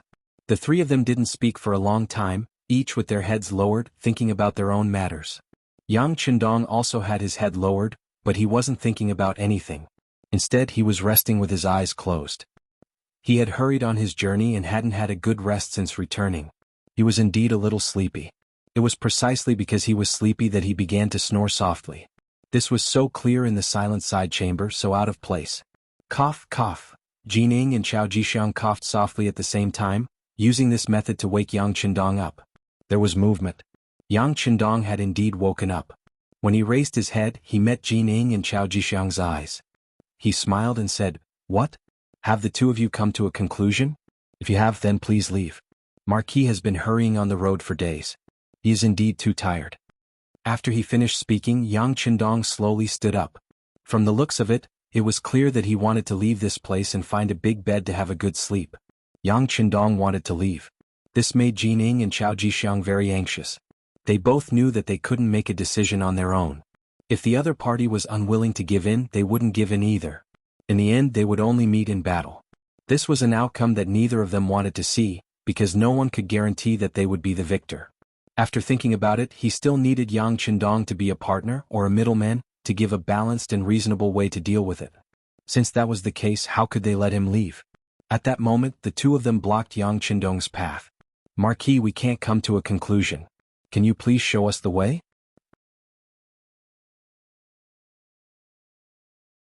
Chapter 161. You want me to lead the way? You trust Marquis that much? Yang Qindong was already familiar with his current identity. He spoke without missing the word, ho. Jin Ing and Chao Jixiang were not displeased at all. On the contrary, they both nodded solemnly with serious expressions. If that's the case, then Marquis will say a few words. As he spoke, Yang Qindong returned to his seat at the head of the table. All right. Let's ask Marquis to say a few words. No matter what your decision is, Emperor Daizong will seriously consider it and thank you. Jin Ing quickly expressed her determination. At the same time, she brought up Daizong's identity. Chao Jixiang naturally did not want to fall behind. He immediately said, "That's right. Marquis, please give us an idea. Emperor Ingzong was saved by you. I'm sure His Majesty will agree and be grateful for your decision." The two of them were equally matched. They both brought up the emperor behind them, reminding Yang Qindong that he had to treat them equally. Yang Qindong only smiled at the little tricks used by the two of them and did not expose them. He returned to his seat and took a sip of tea to moisten his throat. Then he slowly said, "Emperor Daizong's intention is to make Emperor Ingzong the retired emperor, right?" "That's right." Jin Ing nodded in response. "I'm sure Emperor Ingzong will not accept this. He's only in his early 20s. I'm sure no one would be willing to become the retired emperor." When Yang Qindong said this, he looked at Chao Jixiang and asked, "That's right. Ingzong was at the peak of the spring and autumn period. He could do a lot of things. How could he become the retired emperor?" Chao Jixiang also couldn't help but nod, praising Yang Qindong's words. "All right, I understand what you mean. Obviously, this title of retired emperor is not suitable. If we must do it this way, it is very likely that we will meet on the battlefield. When that time comes, the only thing that will be lost will be the vitality of my great Ming dynasty, and the ones who will die will be the warriors of the great Ming dynasty. But don't forget that Walla's army is on its way to the capital. Once it breaks through Juyong Pass, the gates to the capital will be wide open. At this time, we can't afford to be unstable. Otherwise, we'll be hurting our friends and rejoicing our enemies, right?" That's right. Jin Ing and Chao Jixiang both nodded in agreement with Yang Qindong's analysis of the situation. "Yes. Since we can't fight, then we can only negotiate. How about this? The acting great emperor doesn't need to talk about the retired great emperor. This will definitely not work." Yang Qindong was very satisfied with the cooperation of the two. This saved him a lot of effort. "That's right. Marquis is wise." Chao Jixiang could tell from these words that Yang Qindong was siding with Zhu Qizhen, so he hastily agreed. This made Jin Ing, who was at the side, a little unhappy. "What's wrong? We just promoted you to Valiant Marquis, and you're not even speaking for the acting great emperor? But before Jining could object, Yang Qindong turned to her and said, the acting great emperor can't possibly abdicate the throne to Emperor Ingzong, who lost to the enemy on the battlefield, right? When Yang Qindong said that Emperor Ingzong was a defeated emperor, Jining was extremely happy and she immediately agreed. Yes, it's only Marquis who has sharp eyes that can see through everything. Yang Qindong only chuckled at this not-so-clever flattery, not minding it at all. Instead, he continued, then this matter is already extremely clear. Everyone has their own reasons and both of you are emperors of the 9 and 5. Relying on the capital alone won't be enough to satisfy your needs. Why not shift your gaze elsewhere? Why must you stick to one place? The great Ming doesn't just have one major city, the capital. What is Marquis' intention? When Jining and Chao Jixiang heard this, they were stunned. They did not understand what Yang Qindong meant. Haha, this isn't Marquis' intention. The two of you asked me for advice, so I had no choice but to come up with this idea. Of course, this idea might not be very clever, but if eunuchs don't think it's appropriate, you can just pretend that Marquis didn't say anything. Yang Qindong chuckled, putting on a nonchalant expression. In fact, this result was within his expectations. In fact, he had already made preparations for this when Ingzong set out for the war. Yang Qindong had come up with the idea, but he didn't want to take the blame. Jining and Chao Jixiang were both shrewd people, so how could they not understand the meaning behind these words? The two of them immediately nodded. Yes, we asked Marquis for the idea. None of this matter has anything to do with eunuch. Very good.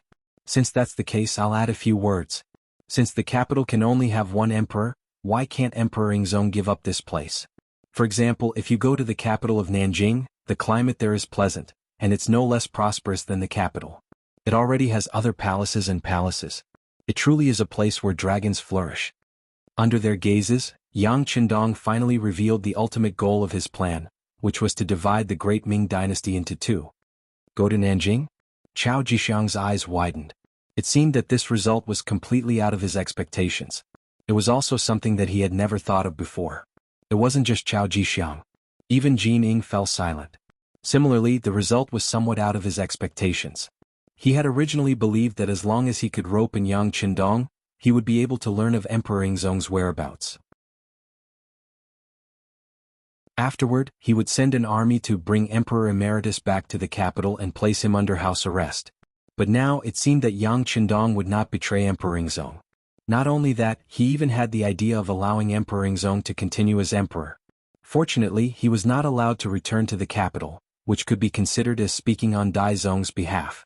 Yang Qindong had proposed the plan, but whether or not they would do it was not up to him to decide. However, he believed that his idea would be the most perfect one after considering all the situations. Chao Jixiang fell silent as he mentally weighed the feasibility of this plan. Dai Zong was now emperor in the capital and wielded great power. If Emperor Ingzong returned, there was a high chance that he would be captured and then placed under house arrest with the title of Emperor Emeritus until he died. If this was the case, anyone who had pledged allegiance to Emperor Ingzong could easily imagine their fate.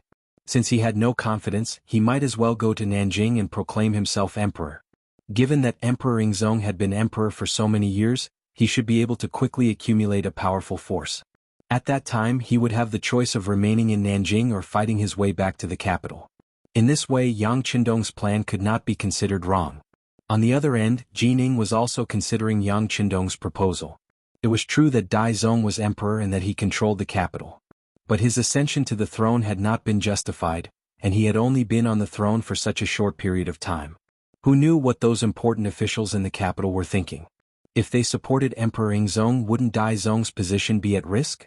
If that was the case, what sort of role would he be playing and where would he go? Speaking of which, even if Dai Zong won, he would probably be riddled with wounds, perhaps even greatly weakened. What strength would he have left to resist the Walla's army? And if he was ultimately defeated by the foreigners, he would not have a good end either. It was better to just let Emperor Ingzong proclaim himself emperor in Nanjing. As long as he developed well, there was no need to worry about the day when he could reunite the country. Dai Zong would have more time to prepare, and Jining would be able to obtain even more benefits. The two of them had different thoughts, but their final decision was the same. After some thought, Chao Jixiang made a temporary decision. Okay, I agree. This duke will do his best to persuade Emperor Ingzong, but there are still some conditions. For example, the families of Kuang Yi and the other important officials are still in the capital and need you to let them go. In addition, if other officials are willing to go with Emperor Yingzong, you are not allowed to stop them. Everything is up to them. This was a temporary decision because Chao Jixiang could not represent Emperor Yingzong. He could only act as a lobbyist. Jining had also made her decision. She felt that Chao Jixiang's conditions were reasonable, but she stated that she would have to go back and consult Daizong Emperor Zhu Qiu before she could give a final answer. In front of Yang Qindong, the two of them discussed a few general issues, but they did not discuss the details. This was because they were both keenly aware that anything that was too detailed would end in the end. Both sides would have to send representatives for more detailed discussions before they could reach a conclusion. This included the territories under the jurisdiction of the two emperors. Yang Qindong was only responsible for the two of them. As for whether they succeeded or not and what else they had to do after they succeeded, he would not interfere. By doing all this, he already had suspicions that he had exceeded his authority. He did not want to interfere in every matter and end up being hated by others. Although Jining had not learned of Yingzong's whereabouts from Yang Qindong, she had managed to protect Daizong's position and return satisfied. She left Chao Jixiang alone in the side hall. He had to see Emperor Yingzong before he could do anything. Marquis will arrange for someone to lead you to Emperor Yingzong. You can do as you see fit. Alright, when you leave, remember to bring Empress Chen with you. I think she will cooperate with you to do some things. Looking at Chao Jixiang, who was standing there with a longing expression, Yang Qindong left these words before he got up and left the side hall. Now that he had succeeded, he could finally have a good rest for a few days. Of course, some people might ask, why did Yang Qindong give up such a good opportunity to control the emperor and give it to Chao Jixiang when he already had actual control over Zhu Qishan? This was where Yang Qindong was smart. Ming Zong had ascended to the throne, and Ying Zong was naturally weaker. In addition, Yang Qindong had played a balancing role in the middle. It could be seen that in the future, no matter who it was, it would be very difficult to have the great Ming dynasty alone. Since Ying Zong was no longer the one and only emperor whose words carried enormous weight, why did Yang Qindong want to hold him in his hands and make him the target of public criticism? With an emperor by his side, he would have to ask for instructions from time to time, and he would even have to kneel. How could it compare to the pleasure and satisfaction of being an independent third party?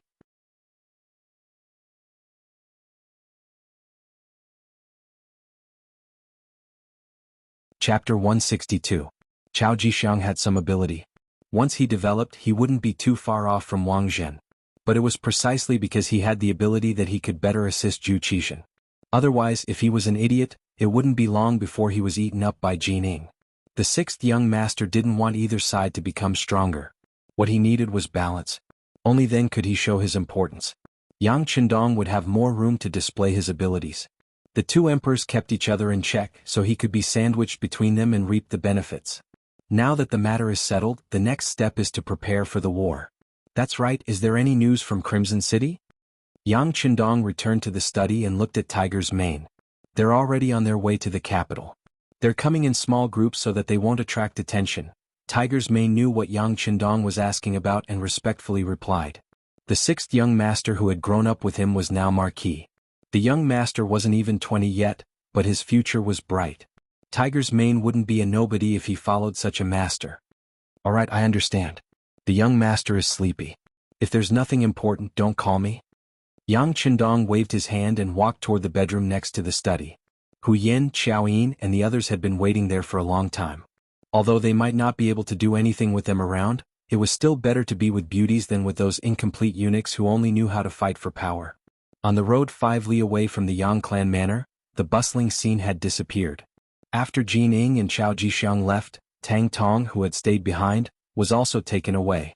Tang Tong had chosen to leave with Jining. This was Yang Qindong's intention. He didn't keep idle people here. Unless it was Yang Xie's personal army, he couldn't be at ease with anyone guarding the Yang family manor. As for who Tang Tong would choose to leave with, Yang Qindong didn't ask. Instead, he left the decision to himself. When Jining and Chao Jixiang had both extended an olive branch to him, he had ultimately chosen to return to the capital with Jining. His subordinates had all settled down in the capital, and if he were to go somewhere else, the morale of the army would be shaken. Jining had brought 3,000 embroidered uniform guards with her when she came. When she returned, she brought 4,000 men with her. As soon as he entered the capital, he went straight to the imperial city to ask Zhu Qiyu about his plans. In the inner hall of the palace, after Zhu Qiyu learned about Jin Ying's experience at Yangjia village, he frowned. A country divided into two emperors. Won't this cause the great Ming dynasty to be divided? No matter what, Zhu Qiyu was still a descendant of the Zhu family. He also valued the Zhu family's country very much. It was not unreasonable for him to have such thoughts. Jin Ying didn't think too much about it. He just wanted to hold on to power. As for whether or not the country would be divided, that was a matter for the future. Your Majesty, this subject also knows that this is not a perfect plan, but I truly cannot think of a better one. Once Ing Zong returns to the capital, he will not allow himself to be captured without a fight. After all, he has been emperor for so many years and many people are loyal to him. If he raises his arm and receives even more support, we might not even have a place to stay. It would be better to slow down for now. I trust that with your Majesty's benevolence, it won't be long before you have even more people sincerely submit to you. At that time, wouldn't it be very easy for the realm to fall into your Majesty's hands?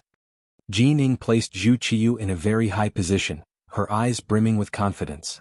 These words spurred Zhu Qiyu on, filling him with confidence for the future. Fine. This is all we can do. But we still need to prevent even more officials from leaving with Ing Zong. We will leave this matter to you. Jin Ying patted his chest and promised, Your Majesty, be at ease. This subject will definitely not allow any more officials to leave the capital. This was a chance to prove himself. If he did a good job, Dai Zong would naturally think highly of him. He did not dare to be the slightest bit careless.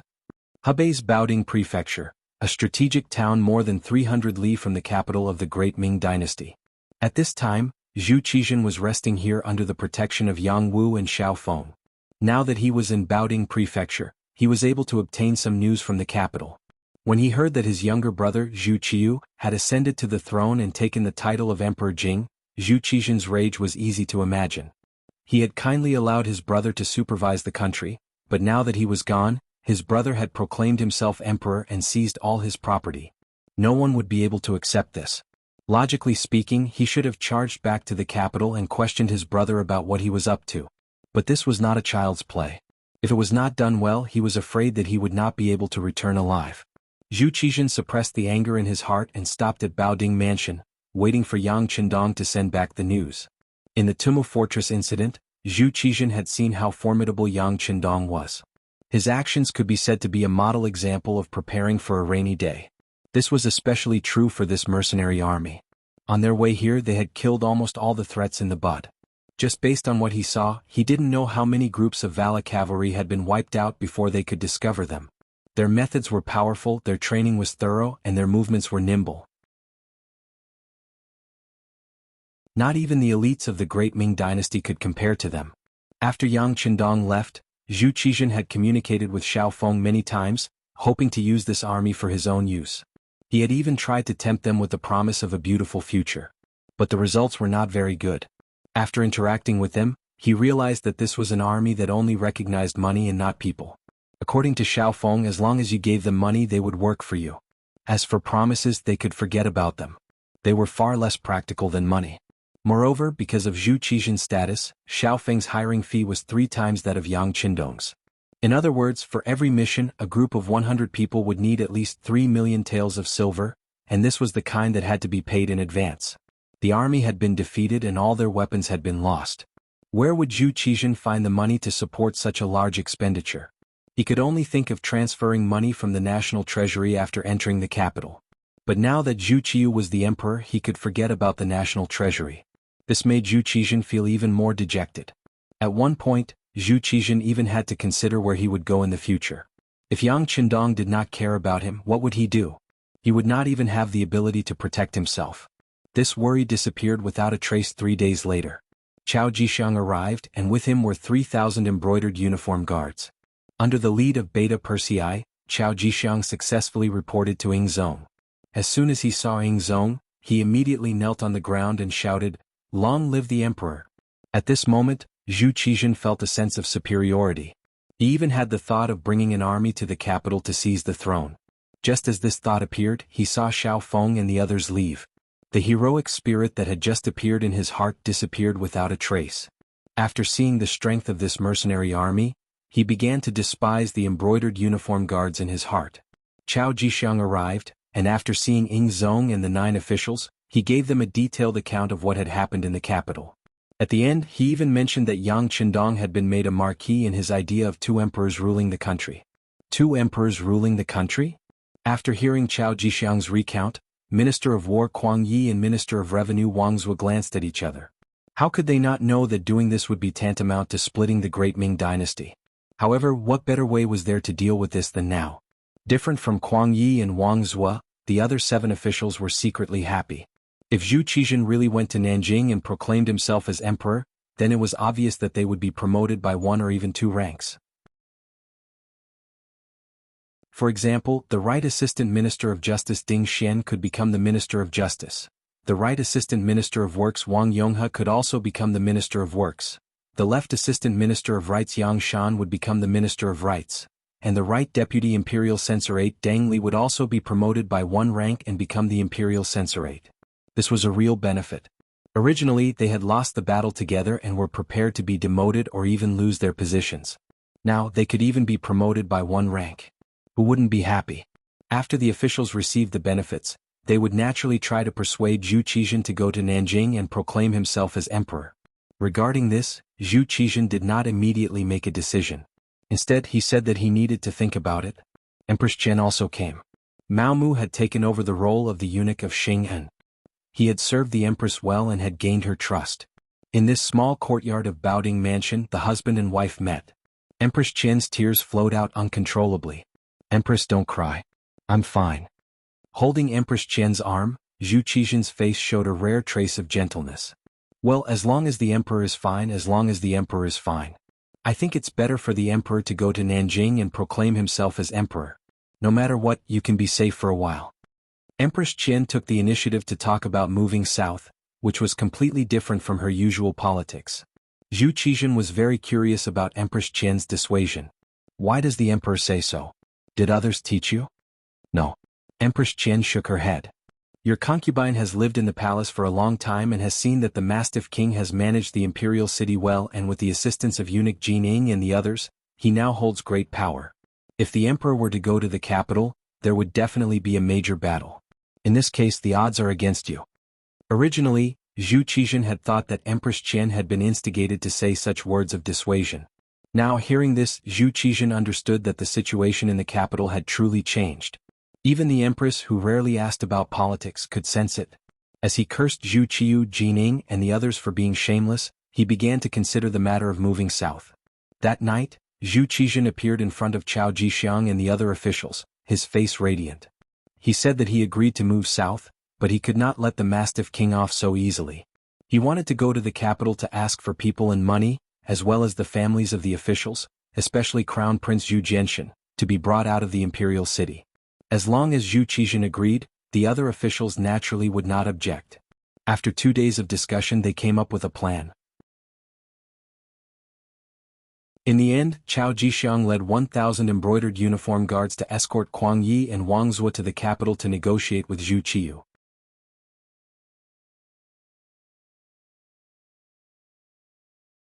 Chapter 163. The Capital. News suddenly emerged that Zhu Qizhen did not die on the battlefield. It was only a substitute for Hu Ben that had died. This news was like a gust of wind that had grown wings, quickly reaching the homes of the officials. For a moment, many of them were shocked and at a loss of what to do. 5 days after the news appeared, Kuang Yi and Wang Zhuo, who had followed Ying Zong to the battlefield, entered the capital under the protection of 1,000 embroidered uniform guards.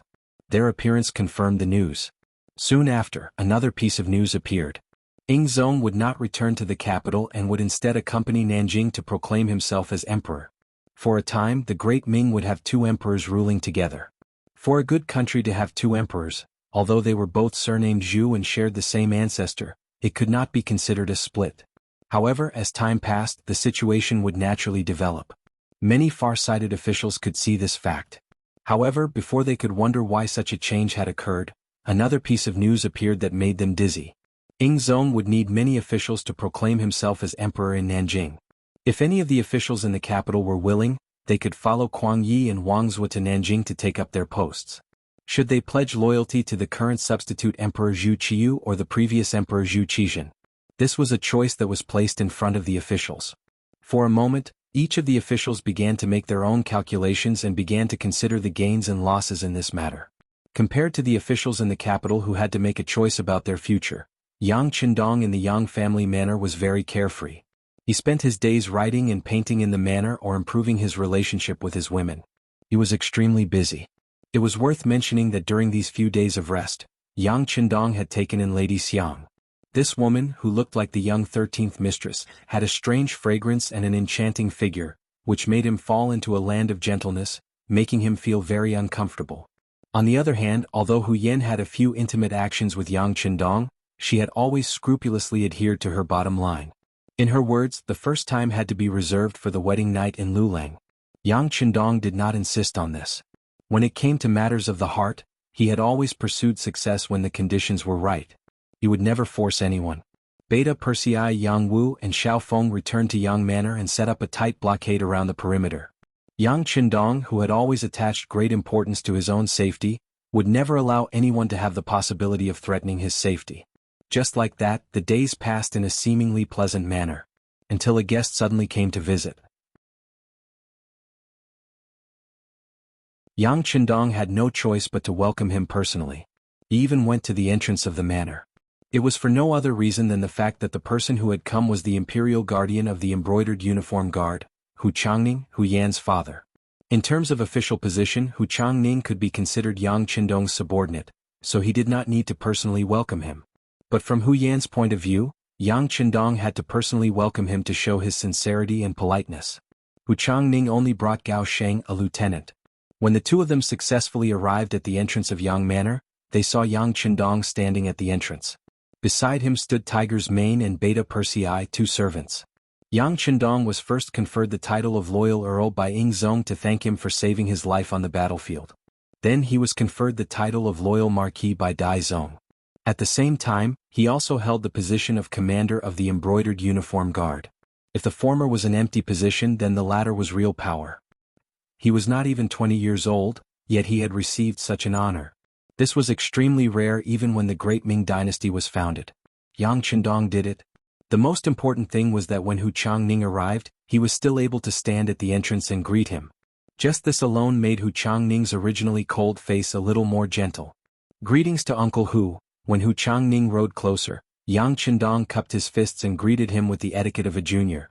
This showed that he did not intend to talk to him in terms of official position, which allowed Hu Changning to avoid a lot of awkwardness.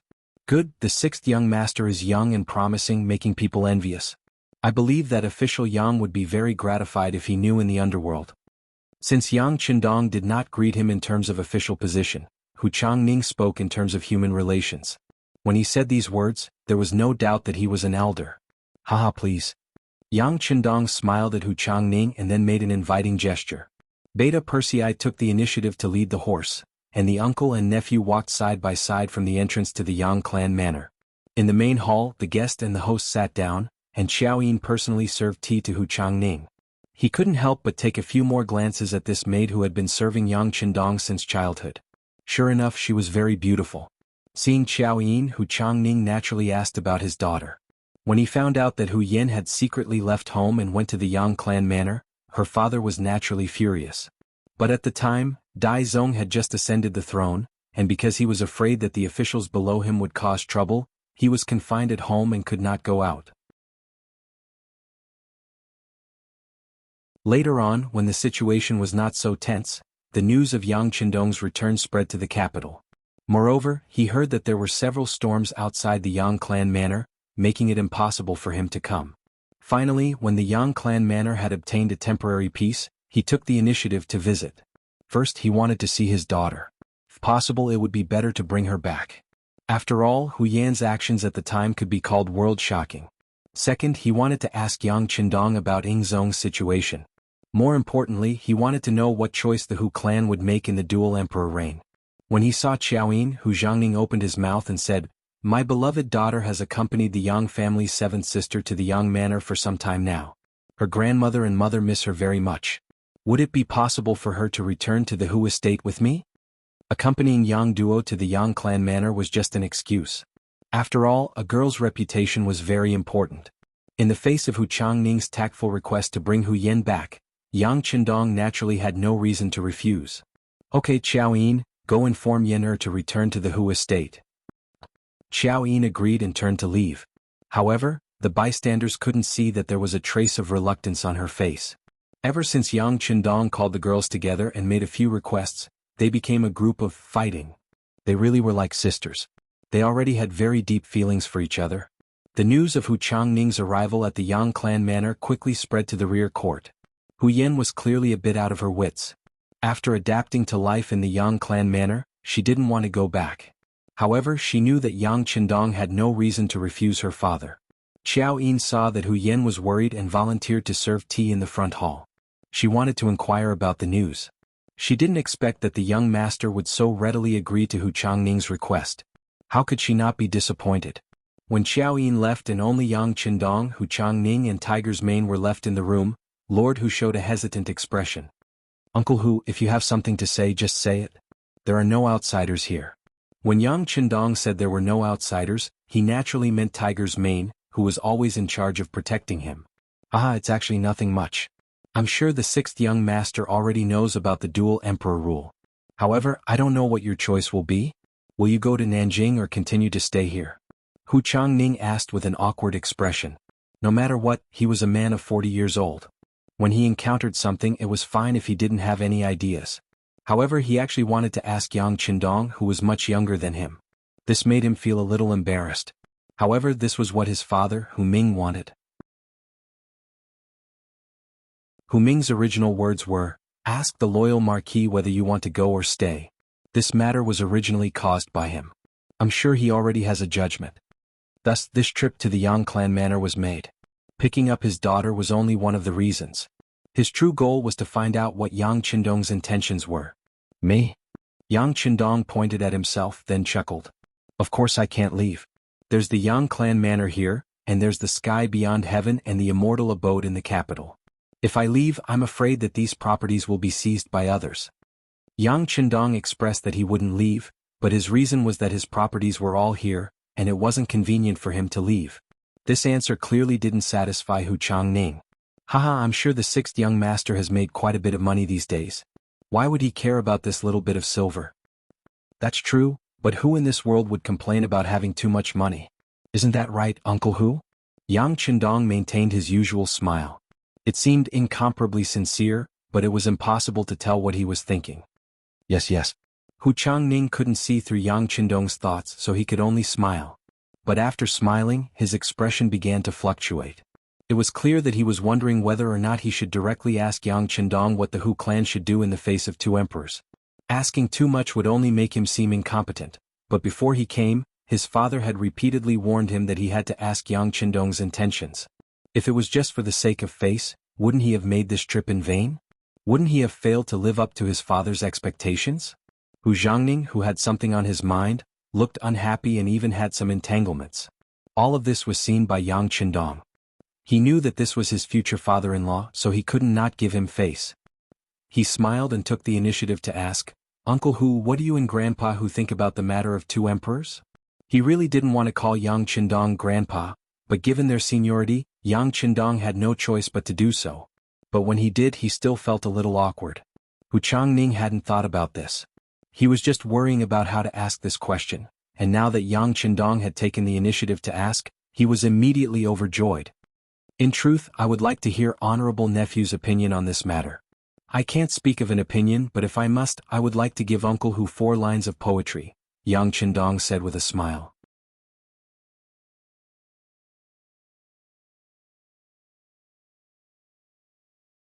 Chapter 164. What are the 4 sentences? Hu Zhangning's interest was piqued. Everyone said that Yang Qindong was a genius. Presumably, the following words would not disappoint him. Sure enough, after Yang Qindong pondered for a moment, he slowly opened his mouth and said, If he is strong, then he is strong. If he is strong, then he is strong. If he is tyrannical, then he is tyrannical. The moon shines over the river. This was the record of the 9 Yang divine art in the heavenly sword and dragon saber. It meant that no matter how strong or fierce the enemy was, one could treat it as a breeze blowing over the mountain. The moon shines over the river. Although it could affect one's body, it could not cause the slightest harm. However, how could one not harm one's body? It meant that in the face of the chaos of the outside world, as long as one stayed strong and worked hard to improve one's abilities in all aspects, one would be unharmed. Ming was originally a capable official and had been the Minister of Rights for many years. Could be said that he had disciples all over the world. His son, Jianghu, had also grown up. With this kind of strength, whether it was following Yingzong or Daizong, there would not be any problems. As long as he stayed within his position, no one could easily touch him. Not to mention there was also Yang Qindong helping from the side. He would not watch as something happened to the Hu family.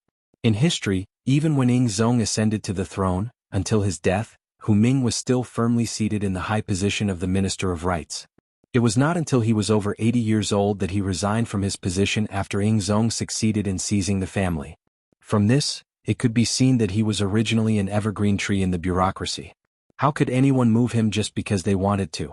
Jianghu did not think so much at this time. He was still repeating the 4 sentences that Yang Qindong said.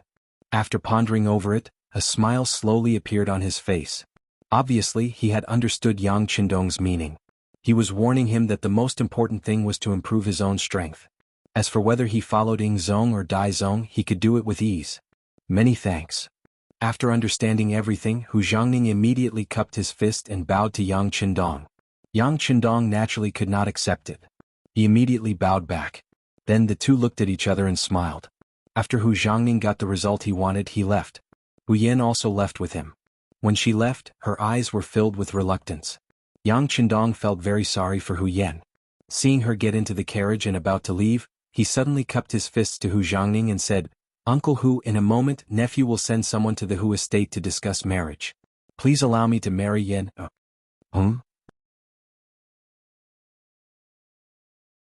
Jianghu's expression faltered slightly upon hearing this before a look of elation appeared on his face. Good, I'll go back and tell father, mother, and Yenner's mother about this. Thank you for your trouble. Yang Qindong continued to thank him with cupped fists. When he looked towards the carriage, Hu Yan's face was already flushed red. It was impossible to tell if she was happy or excited. Tiger's mane saw everything. He walked up to Yang San and patted him on the shoulder. "All right, the more casual young master is with you, the more he doesn't treat you as an outsider. You should be happy. Also, can't you see how busy the young master is? The wedding is near, and the young master has to personally plan and participate in everything. It's a pity that there's not much we can do to help. By the way, when the young master is celebrating, there can be no accidents. If anyone has the intention to cause trouble, there's no need to report it. Just kill them. If there's any responsibility, I'll bear it. Yes, there won't be any mistakes. Don't worry, Chief." When Yang San said this, his eyes narrowed and a cold aura emanated from his body. Without Yang Qindong, he wouldn't be where he was today.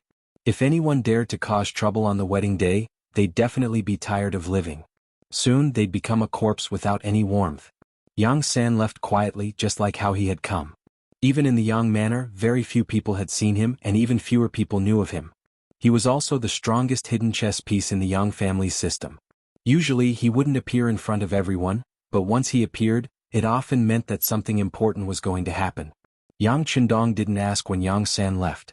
At this time he was teaching the servant Yang Si how to use the camera. That's right, the camera. This was something that shouldn't appear in this era, because Yang Qindong's wedding had been taken out. If there was something good, it had to be used. Only in this way could its value be reflected.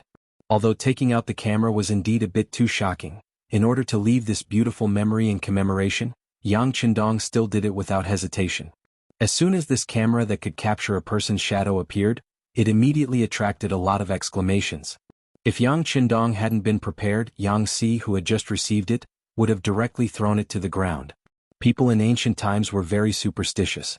They believed that the shadow was also an important part of the body. They even believed that their 7 souls and 6 spirits could be hidden in it. Now that this thing could clearly capture a person's shadow and even project it, it was no wonder that people were afraid. Xiao Yin was a bit braver. Of course, this didn't mean that she wasn't afraid of anything, but because her relationship with Yang Qindong was closer than others. Naturally, this question was left to her to ask. "Young master, what kind of witchcraft is this? It can capture a person's shadow. Will it turn the person who is captured into an idiot?" Yang Qindong's mouth was wide open. He was stunned by the question. Yang Qindong's ability to adapt was originally very strong, but he was still defeated by this sudden and unexpected question. Seeing that Xiao Yin didn't seem to be joking and had a very serious expression, he helplessly shook his head and explained, "This is an advanced product brought about by scientific advancement. As for the specific principles, I'm afraid that young master can't explain it clearly to you. But don't worry, this thing can't capture a person's soul, so don't worry." When Yang Qindong said not to worry, Xiao Yin seemed to feel a lot more at ease. At least she dared to walk in front of the camera and even dared to make a few poses that she thought were beautiful. But the others didn't have that much courage. Every time Yang Si raised the camera and pointed it at them, there would always be a burst of chaos and shouting. It felt like a machine gun that could kill people. Wherever it aimed, people would fall to the ground. The camera was just a killing machine. In addition, Yang Qindong also took out a lot of new songs. For example, Huafeng's Big Bridal Sedan, Intimate Lover, Full Moon Flower, and the ready-made Wedding March that he had prepared beforehand. For this, he took out a set of audio equipment from the big warehouse and charged it up in the big warehouse. He was only waiting for the wedding day to use it. In addition, Yang Qindong also prepared a very luxurious carriage. The wheels were made of soft rubber tires taken from the big warehouse. There were even shock absorbers installed on the carriage to ensure its comfort. The outside of the carriage was filled with all kinds of colored balloons, making it look very beautiful and beautiful. At the same time, he also made a few sets of beautiful wedding dresses according to his own design. These were all custom-made by the Crimson City's clothing factory. The factory's director, Zhou Hua, personally supervised the completion. It was said that when making these new wedding dresses, her daughter, Luan Xiaoyu, who was the Crimson City's publicity team leader, cried because of it. Luan Xiaoyu had reached the age where she knew about feelings. She had long regarded herself as the sixth young master's woman. It was just that because she was still young, she had no chance to be Yang Qindong's wife. Seeing the man she liked was going to marry someone else, how could she not be sad? For this matter, her father Luan Qi, the director of the power plant, and mother Zhou Hua, the director of the clothing factory, talked to her for a long time. They said that a capable person like the sixth young master was destined to have more than one woman. Xiaoyu grew up quickly. When she grew up, she would naturally have the opportunity to become the sixth young master's woman. Moreover, several sets of wedding dresses were taken out. Except for one set that was sent to Hu Yan in the Hu Mansion, the others were taken away by Qiaoyin, Lady Shui, and Lady Xiang. In their words, they were also attending the wedding day. According to Yang Qindong's intention, they were going to be the bridesmaids of the bride, but in fact, they were also completing their wedding with sixth young master. In this regard, Yang Qindong acquiesced.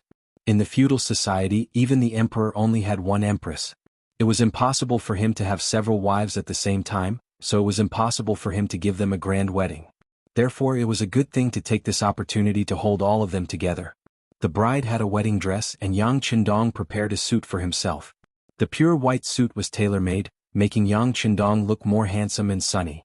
As the groomsmen, Tiger's Mane, Beta Persei, and Yang Wu were dressed in black suits, looking very energetic. As for the several servants, Yang San, as the deputy director of the security bureau and the actual helmsman, naturally had to protect everything in the dark. Yang Lu was responsible for the security on the surface. In this way, the manpower was put to good use. 3 days passed in the blink of an eye. On the 6th day of October, the Yang family manor was already decorated with festive decorations. Colored balls, ribbons, and bright red happy characters were posted everywhere. In front of Yang Si's camera, amid a burst of firecrackers, the wedding procession set off just as dawn broke. Yang Qindong, dressed in a white suit, was sitting in a special carriage. Beside him were Tiger's Mane and Beta Persei. Yang Wu was in charge of driving the carriage. Under the protection of Yang Lu, Qiu Vi, and Dao Xiao, they went to the capital. In the dark, Xiao Feng and Leng Feng were on guard at all times to ensure the safety of the young master. The Hu Mansion in the capital was also decorated with ribbons, giving people a feeling of jubilation. Qiao Yin, Madame Shui, Madame Xiang, and the others had arrived at the Hu Mansion a day in advance to accompany Hu Yan through the most difficult night before dawn. When the sky brightened, the women began to get busy and put on the new wedding dresses that had never been seen before. On the side of the road leading to the Hu Mansion, there were already embroidered uniform guards standing guard.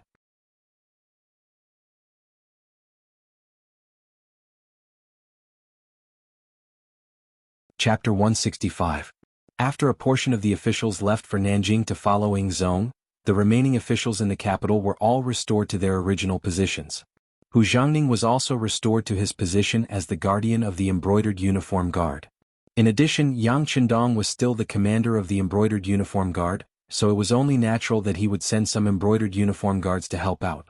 Not only that, but Yang Qindong also ordered that any embroidered uniform guard who came to help out would be rewarded with 100 taels of silver. For a time, the embroidered uniform guard fought amongst themselves for this mission. Those who were able to come here could be considered lucky. When the time came, the carriage from the Yang clan arrived in front of the Hu estate. Yang Qindong, dressed in a white suit, stepped out of the spacious carriage. The wedding ceremony had officially begun. The Immortal Abode's band was already waiting for Yang Qindong to arrive. The music began to play, and could be faintly heard from several streets away. Hu Yin, who was dressed like a fairy in a white wedding dress, walked up to Yang Qindong, accompanied by Qiao Yin, Madame Snow, and the bride, who were also wearing a wedding dress and looked very beautiful. Hu Yan's blushing face perfectly explained what it meant to put the moon and flowers to shame. What was different from the other women was that there were two children who were only 5 or 6 years old standing behind Hu Yin, a boy and a girl who looked like a golden couple. They each pulled up a corner of the white wedding dress so that the long, fluttering wedding dress would not fall to the ground, but also showed her magnanimity. There was no red veil. This was Yang Qindong's idea. After reporting this to the Hu clan, Yang Qindong received their support. Thus, Yang Qindong took the bride, Hu Yin, who could walk on her own, to the Hu clan's main hall. Here they knelt down and kowtowed to Hu Jiangning and his wife. The completion of this step was completely recorded by the camera. From the footage, it could be seen that Hu Jiangning and Madame Shui's faces were extremely pale. It was clear that they were also frightened by the equipment that could record their figures. After paying his respects to the elders, Yang Qindong carried Hu Yin out of the Hu estate. Along the way, the courtyard was filled with all kinds of gifts that Yang Qindong had given to the Hu clan. There was no need to introduce the types of items. In short, someone had calculated the total value of these items after the event. The total value of these items was over 1,000,000 taels of silver. Just this amount alone was enough to shock countless people. This was one of the most beautiful stories in the capital, because not even the emperor would be willing to part with so many good things. From this matter, it could also be seen that Yang Qindong valued Hu Yin. The inside and outside of the Immortal Abode were already packed with people. In order to congratulate the patriarch on his wedding today, all the diners will have a 50% discount. Even the commoners who didn't come to the Immortal Abode to spend money could still enjoy the delicacies they had prepared. The premise was that the whole family had to come together. At the very least, the couple had to bring a child and bring their own lunch boxes. At that time, all the children who came would receive a delicious little pastry. The news had been released 3 days ago. By morning, the entire street in front of the Immortal Abode was packed with people. As a result, the embroidered uniform guards who were responsible for the security of the area were given a lot more work to do. Fortunately, the people who came to receive the delicacies and pastries were all very well behaved. Some entered and some left, so there wasn't much panic. After leaving the Hu estate, the bridegroom Yang Qindong personally drove the carriage. Hu Yin, Qiao Yin, Madame Shui, and Madame Xiang were seated inside. Yang Qindong, who was driving the carriage, sang the bridal sedan in fear. Tiger's Mane and the others, who had long since learned how to sing, sang along loudly. When the sun comes out, I climb the mountain. When I reach the peak, I want to sing. My song floats to my little sister. When she hears my song, she smiles. Yang Qindong's cheerful voice rang out. Sitting in the spacious and comfortable carriage, Hu Yin and the other girls were filled with happiness. As they looked at the brightly colored balloons around the carriage, their faces were brimming with happiness. The carriage passed through the streets of the Immortal Abode. Along the way, one new song after another could be heard. All of them were joyous songs that suited the occasion, and the people who had come along to watch the show all cheered with joy. As they passed through the streets of the Immortal Abode and saw the crowded streets, Hu Yin and the other girls smiled at each other. This was the young master doing a good deed as well as accumulating good karma. Although he had to spend some money to do so, in the eyes of the girls, the significance of this action was far more profound. The carriage finally left the capital, and under the protection of the embroidered uniform guards, it headed for the Yang clan manor. At this time, there were all sorts of carriages and bridal sedan chairs waiting outside the Yang clan manor. Many officials of the court were waiting here for the bridegroom to arrive. He had only been in the capital for a little more than a year, less than 2 years. However, Yang Qindong had used his own efforts to prove his strength. With money and power, who wouldn't give him this little bit of face? And this wasn't even mentioning the fact that he was marrying the granddaughter of the Minister of Rights, Hu Xiao. Under the witness of many honored guests, Yang Qindong took Hu Yan's arm and led her to the main hall of the Yang clan manor, where the two principals were already seated. Yang Qindong and his wife were no longer present, so the ones presiding over Yang Qindong's wedding were his big brother Yang Gong and big sister Yang Fei. The entire Yang clan had come to Yang Qindong's wedding, and even his second brother Yang Rang was in the crowd. However, it was clear that his complexion was rather unsightly. He had originally believed that with his sixth brother dead, he, as the second brother, would be able to openly take over the family property. He hadn't expected that Yang Qindong would return, and in such a domineering manner, and even be conferred the title of Valiant Marquis. The affairs of the world were truly unpredictable, and Yang Rang had lost a great deal of face. For Yang Qindong's wedding, he had invited all the members of the Yang clan, including all the important ministers in the capital, but his second brother didn't send anything. This had already proved Yang Qindong's attitude. Even so, Yang Rang still came by himself.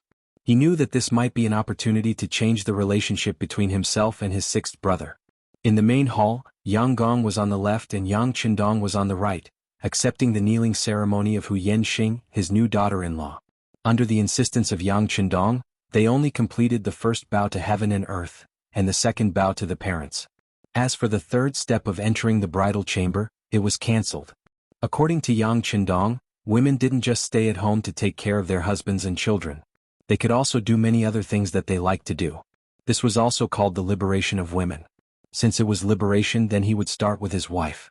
After communicating with Hu Yan in advance, and knowing that she didn't want to enter the bridal chamber so early and wait for a long time, he agreed to her request and allowed her to change into a beautiful qipao.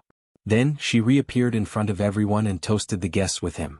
When the ceremony reached this point, it was time for the wedding banquet to begin. For the important ministers, the banquet was also a part of their work. There were many things that were difficult to say and difficult to do, but they were often easily done with the passing of a cup. Yang Qindong's wedding gave everyone an opportunity to interact. For a moment, the ministers came and went and it was very lively. However, this liveliness reached a climax when the bride, Hu Yan and the three other women, changed into decent qipeos and appeared. Yang Qindong announced in front of everyone that today was not only the day he married Hu Yan, but also the day he took Qiao Yin, Lady Shui, and Lady Xiang as his concubines. After listening to Yang Qindong's announcement, the three women who were completely unaware before, were so excited that their faces turned red. They originally thought that they were very happy to be able to follow Dong Shuai. With their status, they didn't dare to ask for anything.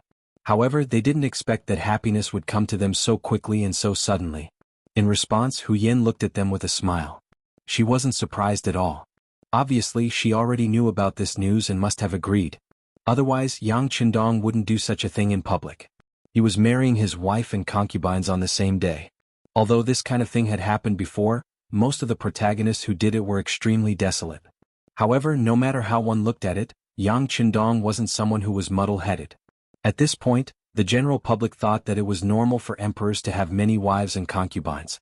They also thought that it was natural, and believed that China's ancient people practiced polygamy.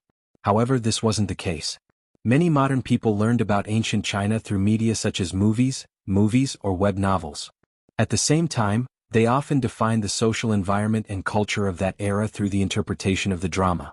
Therefore, when the dramas performed were like the hotly discussed palace dramas such as Zhen Huan Zhuan, Rui Zhuan, Yanxi Strategy, and Do You Know It? The general public would easily take the situation of the emperor and his ministers having many wives and concubines as a matter of course, and believe that the ancient Chinese people practiced polygamy. In fact, what we don't know is that China's marriage model since ancient times was mainly monogamy, and not the stereotypical polygamy and monogamy. The Great Ming Society's Archives number 163 clearly recorded the punishment for those who violated the law. For ordinary people, if they have a wife but still marry her, they will be flogged 90 times and divorced. If they are over 40 years old and have no children, they will be allowed to marry concubines. Violators will be flogged 40 times. However, the rules weren't absolute. Very few people would take concubines. However, those who took concubines were mainly those with high social status. In other words, the higher the status, the more concubines they would take. Therefore, the imperial family naturally had the most concubines, followed by the important officials and the rich. Commoners rarely had the opportunity to take concubines. Therefore, taking concubines was considered a privilege in China's traditional culture. In the Great Ming Society's Archives number 57, it clearly stated that taking concubines as well as the number of concubines had to be investigated by the Ministry of Rights. The heir and the prince had 4 concubines. The eldest son and the general had 3 concubines. It was true that Yang Qindong was the marquis of loyalty and courage, so taking in 3 concubines wasn't that much of a violation of the rules. However, why didn't he mention it in advance? Since no one knew about it, didn't that mean that this matter wasn't reported to the Ministry of Rights?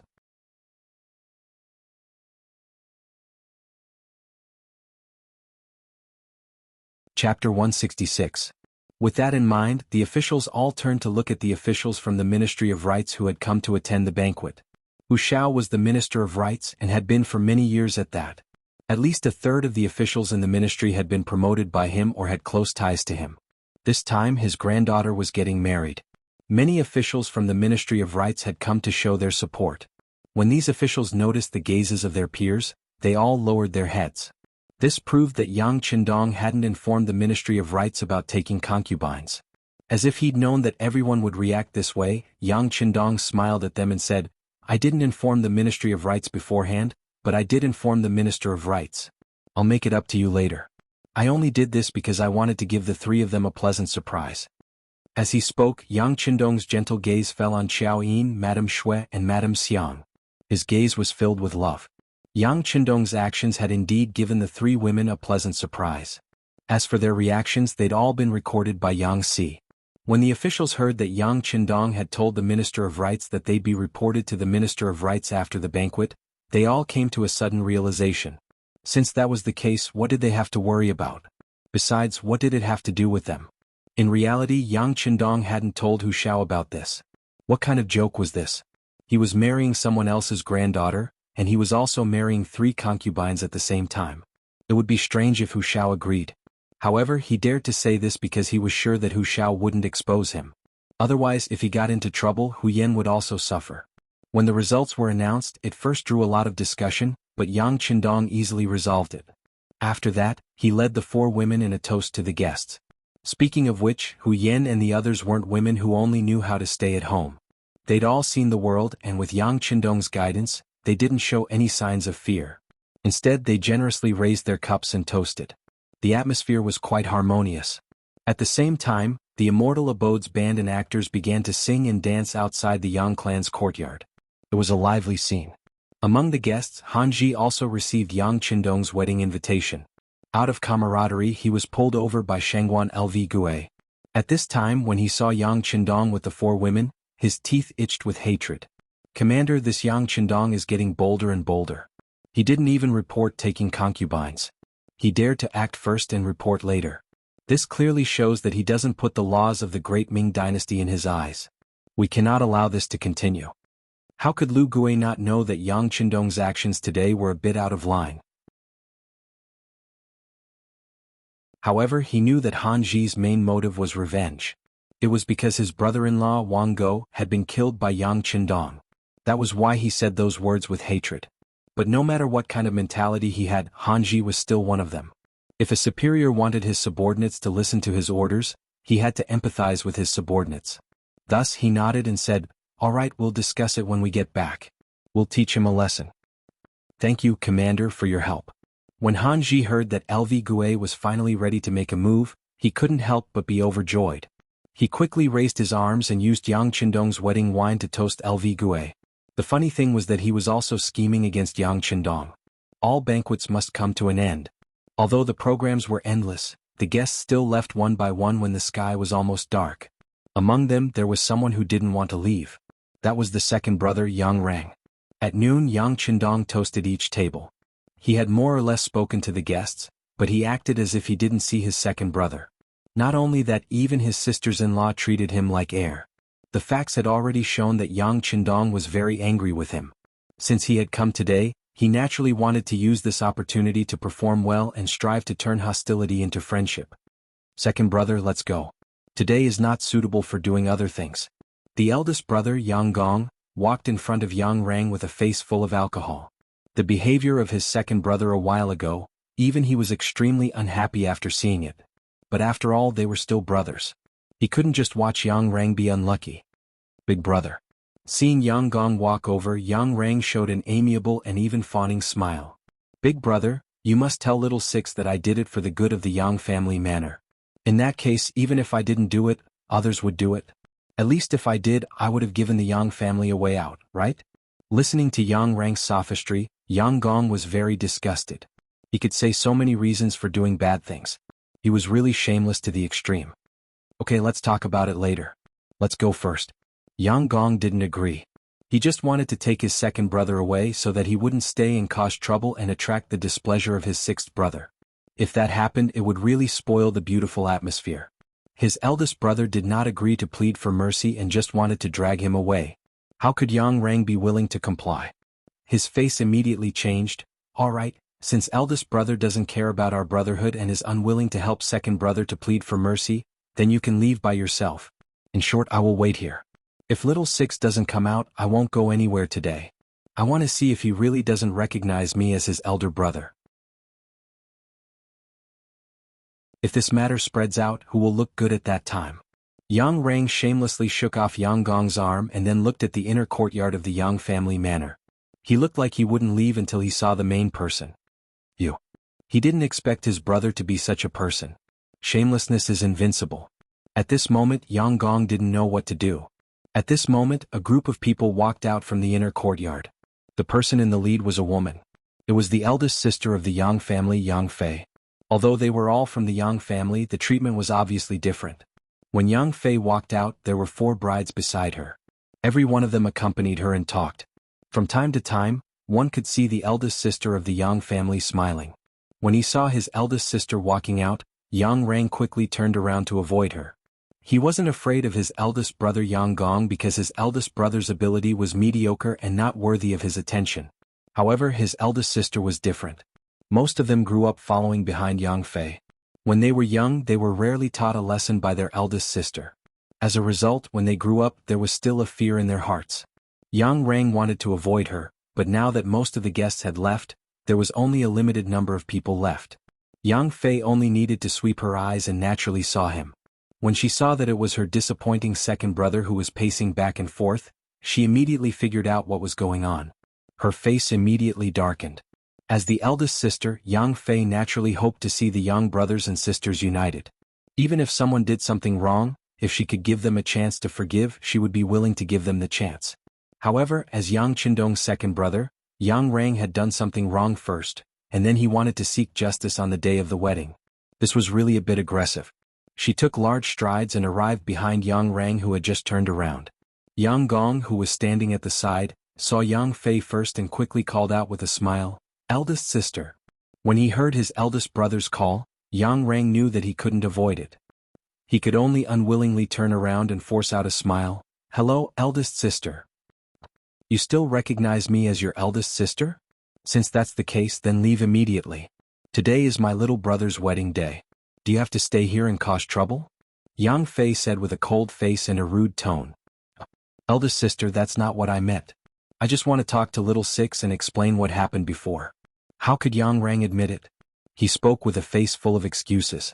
Hearing Yang Rang call Yang Qindong little six as if he was the boss, Yang Fei was even angrier.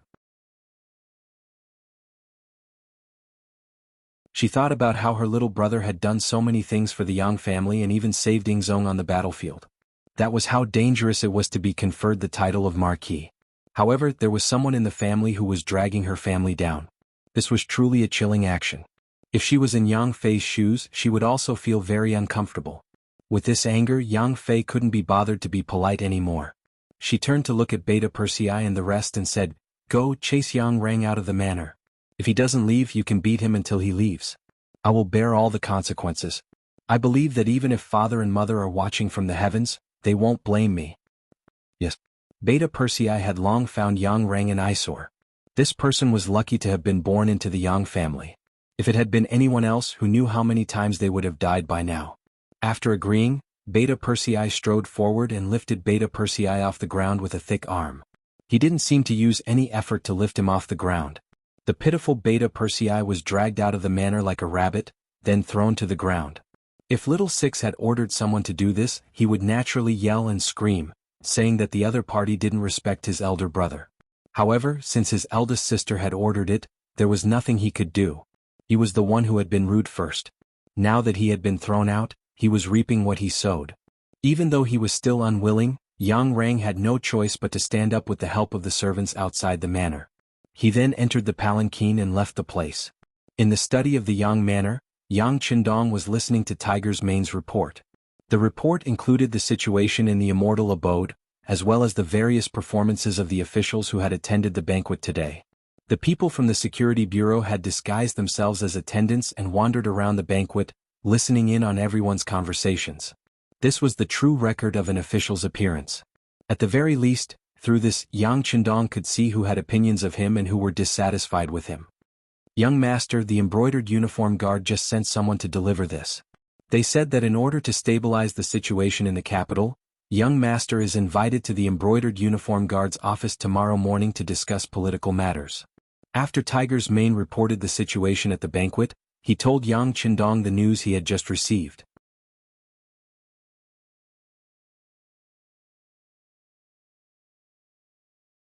Chapter 167. Mao Rabbit.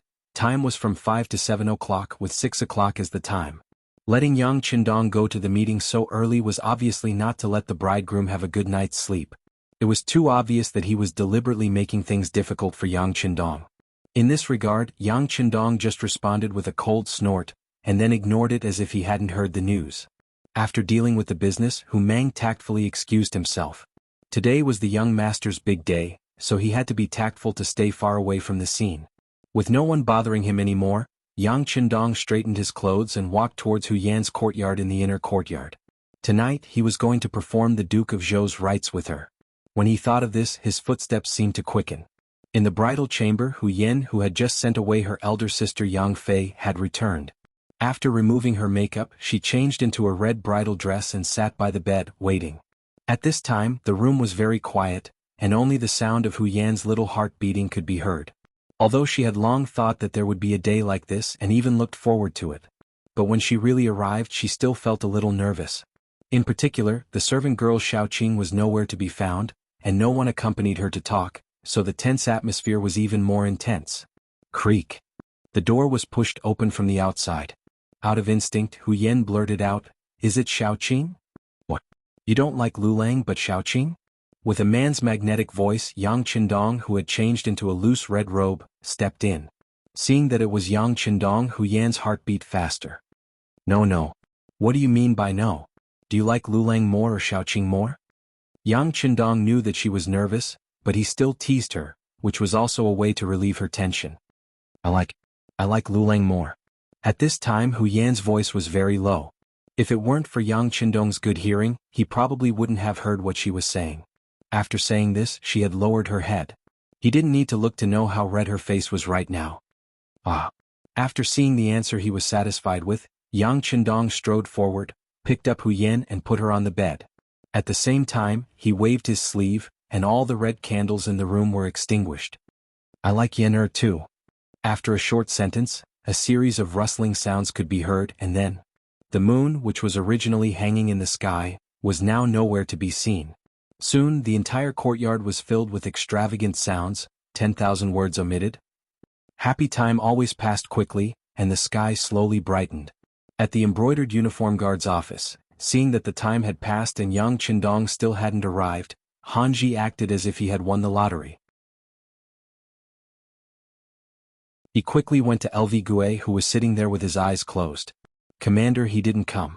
It seems like he doesn't take your words seriously at all." LV Gue didn't even open his eyes after hearing this.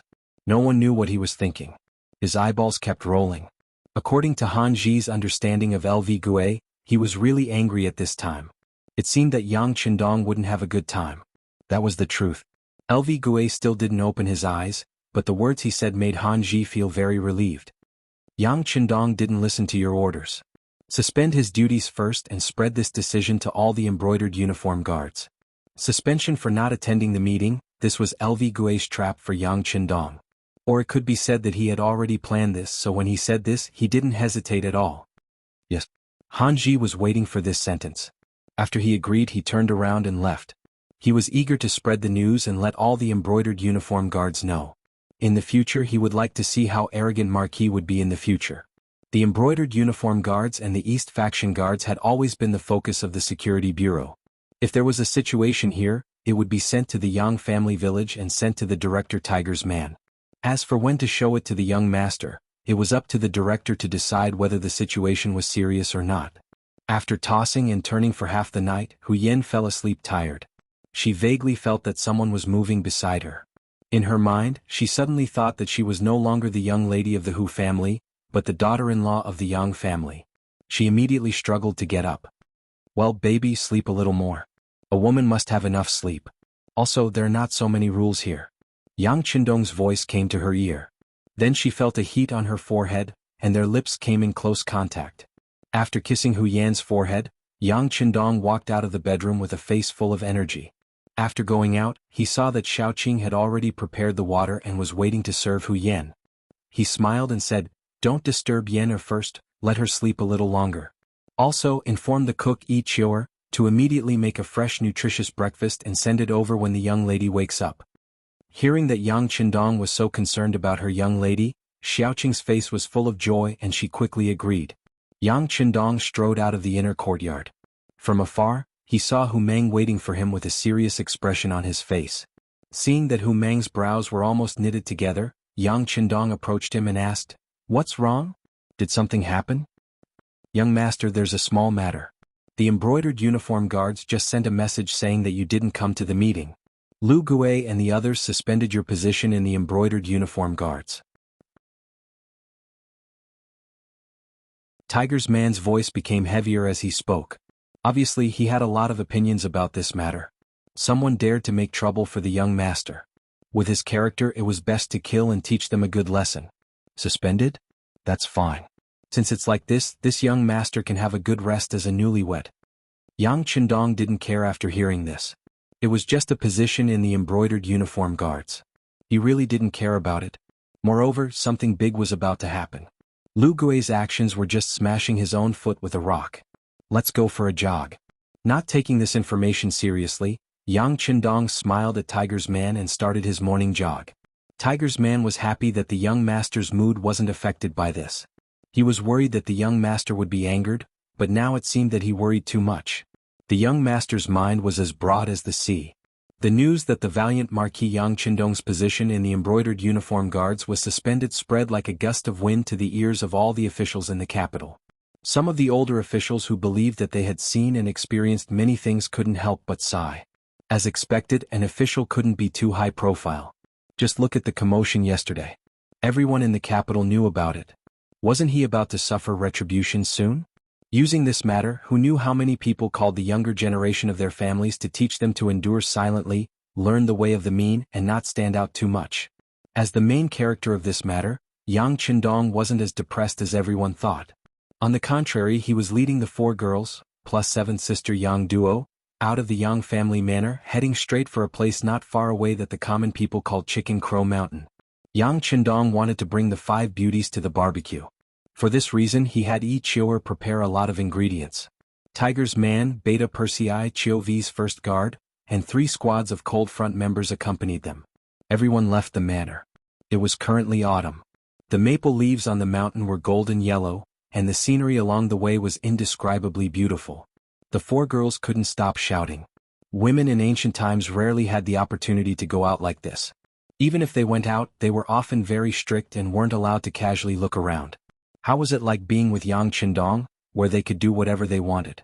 In the spacious and comfortable carriage, lying down wasn't a problem at all.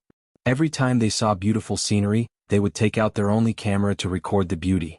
Because of this, the caravan also stopped and traveled. In the afternoon, they finally arrived at the foot of Chicken Crow Mountain, which was 30 li away. Soon, everyone set up the grill, held the charcoal, started the fire, prepared the ingredients, and fetched water. The guards also looked around with vigilant eyes. There wasn't the slightest bit of panic, which surprised the four girls and made them very happy. The environment in the wilderness was the easiest for people to let their thoughts run wild. Because of this, their mood was also very good. Later on, they even followed a few maids to make skewers out of curiosity. It wasn't enough to just do it themselves, so they even pulled Yang Qindong over. Thus, the dignified marquis of the great Ming dynasty actually started working there with the servants. This isn't good. Seventh sister Yang Duo really couldn't believe the scene in front of her. Her husband, Wang Go, used to be just an insignificant official, but he had always stayed away from the kitchen. The idea of a gentleman staying away from the kitchen was deeply rooted in people's hearts at that time. But look at Yang Qindong. Even though he had the title of marquis and owned such a large family property, he still worked with everyone. From this point alone, the biggest difference between him and the others was that Yang Qindong was different from others. There's nothing bad about it. Since we came out to play and eat, of course the atmosphere will be better if everyone works together. Hu Yan and Yang Duo had the best relationship, and the distance between them was also the closest. Naturally, they heard the whispering just now. But Yang Duo still wanted to say something. No buts. Lulang didn't refuse. I think he is willing to do such a thing. As his sister, you don't have to care so much. You should hurry up and work. Don't be outdone by others. Hu Yan chuckled. After completing the experience of turning from a girl to a woman last night, her mind didn't seem to be as mature as before. At this time she was completely like a child. If it wasn't for the torment last night and her body didn't allow it, she would probably start jumping around in a while.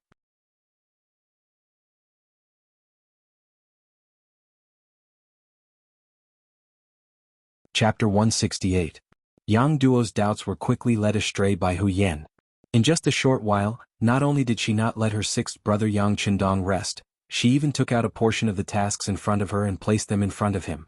In her words, it was called, "Capable people do more work." When Yang Qindong was a soldier in his previous life, he did everything very quickly. Naturally, the speed at which he worked was not something these young ladies could compare to. With Yang Duo taking the lead, Hu Yan quickly placed her own skewers in front of Yang Qindong. Not only that, she also brought Xiao Yin, Lady Shui, and Lady Xiang's skewers over. Xiao Yin and the other two naturally did not dare to mess around like Hu Yan. They could only look at Yang Qindong with an awkward and slightly nervous expression. You guys are too much of a bully. Looking at the mountain of skewers in front of him, Yang Qindong showed a helpless expression, causing the women to laugh out loud. Even Tiger's Mane's wife Feng Er and Yang Xi's wife Mu Lily could not help but cover their mouths and chuckle. At that moment, the two women were greeted by their husband's stern gaze. What the young master did with his wives was considered a pleasure in the boudoir. Outsiders were absolutely not allowed to comment on anything. Tiger's Mane and Yang Xi had been with Yang Qindong for a long time, so they naturally understood this principle. After being glared at, the two women curled their lips and looked as if they were not afraid. However, they turned around and busied themselves with their work. Obviously, they were not afraid of their husband, but they knew that they had to give face at the right time. This way they could live a happy life. Looking at Yang Qindong in the face of the work that was completely beyond one person's ability, he waved his hand and called Tiger's Mane, Beta Persei, and Yang Xi over. Put it on. I'll leave this work to the three of you. Young master, this. Tiger's Mane and the other two looked troubled. If they were asked to charge and break through enemy lines, they would definitely not object. However, when it came to this kind of work, the three of them were really a little embarrassed and unhappy. What is this? The young master asked you to do something and you're still making excuses? Let me tell you, this job is going to be done by the three of you. You have to finish it. Also, spread the news to Crimson City, let them train a female army. The number doesn't need to be too big, just about 200 people will be enough. In the future, it's better to let them protect Madam. Also, it's better to let them do the delicate work. Yang Qindong sighed. He didn't want a group of men to protect his women. It would be inconvenient. It was better to prepare and train some female soldiers in advance. That's a good idea, a good idea.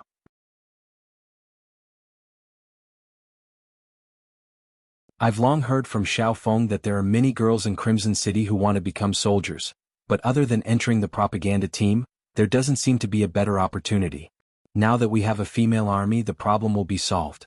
Beta Persei laughed foolishly. What problem has been solved? Is it your marriage? Tiger's Mane laughed after hearing this. Among the few of them, Tiger's Mane and Yang Xi's personal problems had been solved. Only Beta Persei had not made any progress in this regard. It was no wonder that Tiger's Mane said this. No, no. The burly Beta Persei blushed when Tiger's Mane said this. He wanted to argue about something. However, when Yang Qindong saw this, he smiled and said, Tiger's Mane is right. Beta Persei, you're already 20 years old. It's time for you to find a wife. Work is important, marriage is also important, and carrying on the family line is even more important. Since Yang Qindong said this, Beta Persei could not refute. He could only lower his head and agree. However, anyone could see that he was really uncomfortable holding it in. He wanted to find a chance to learn from Tiger's Mane. They skewered the meat and started to roast it. The sky gradually darkened. Fortunately, Lung Feng had already prepared dry wood. He set them together and lit them up. As a result, a huge bonfire was formed. When the bonfire was lit, the flames burned fiercely. A sense of warmth instantly spread throughout everyone's body. Bonfire, the fragrance of meat, good wine, beautiful women. When all of this was put together, it formed a very beautiful picture. Very soon, other than Lung Feng, who was on sentry duty and in charge of safety, everyone else, including Yang Qindong and his 4 wives, left the scene and gathered around the bonfire to dance and sing. Everyone's cheeks were red and all of them were beaming with joy. Hu Yan's left hand was held by Yang Qindong, and on her right was Yang Duo. Her hands were raised from time to time, and her legs were kicking and jumping. Her face was like a peach blossom and she was extremely happy. This kind of life was something she had never dared to imagine before. It was so unrestrained, free and even freewheeling. And it seemed that her future life could be accompanied by this. How could it not make people yearn for it and feel relaxed and happy? They did not know how long they had been dancing and singing. They drank a lot of wine, and under Dong Shuai's intentional or unintentional actions, Hu Yan was a little drunk. It was already very late. When everyone was tired, Hu Yan felt her body being lifted into the air. She was carried onto Yang Qindong's back and they entered a spacious and sturdy tent that had already been set up. Hu Yan knew that beautiful things like last night would happen again. Just when she was feeling shy, Yang Qindong had gone out and walked in again. This time he was holding Qiao Yin in his arms.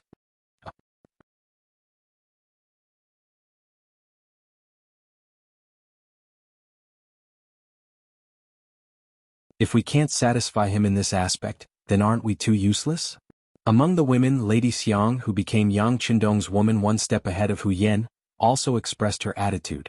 They did not know when it started, or maybe it was yesterday, but they had automatically made a list. Hu Yan was Yang Qindong's first wife, so she was naturally the eldest sister. Qiao Yin had been with Yang Qindong the longest, so she was naturally the second sister. Lady Shui was the third sister, and Lady Xiang was the fourth sister. As for whether there would be a fifth sister after that, it was already set in stone. Qiao Yin had said that there was a girl named Luan Xiaoyu in their hometown who also liked Yang Qindong very much. Yang Qindong also liked her, but because she was too young, they still had to wait. If there was a fifth sister, then who knew if there would be a sixth sister and a seventh sister? However, seeing that Yang Qindong was so young and had such a big family business, it was not surprising that there would be sisters joining him. Hu Yan didn't expect that she would immediately be met with the common resistance of her 3 younger sisters when she said Yang Qindong's fault in a fit of pique. She quickly changed her words and said, I don't mean to blame him. It's because things came too suddenly and I can't accept it, so it's normal that you can't accept it. I don't blame Big Sister for having such thoughts. However, from now on, we sisters will not forgive anyone who says anything bad about Sir. Especially Big Sister. You must set an example for us. Qiao Yin said this with a rare serious expression. In her heart, Yang Qindong was the sky, the earth, and her everything.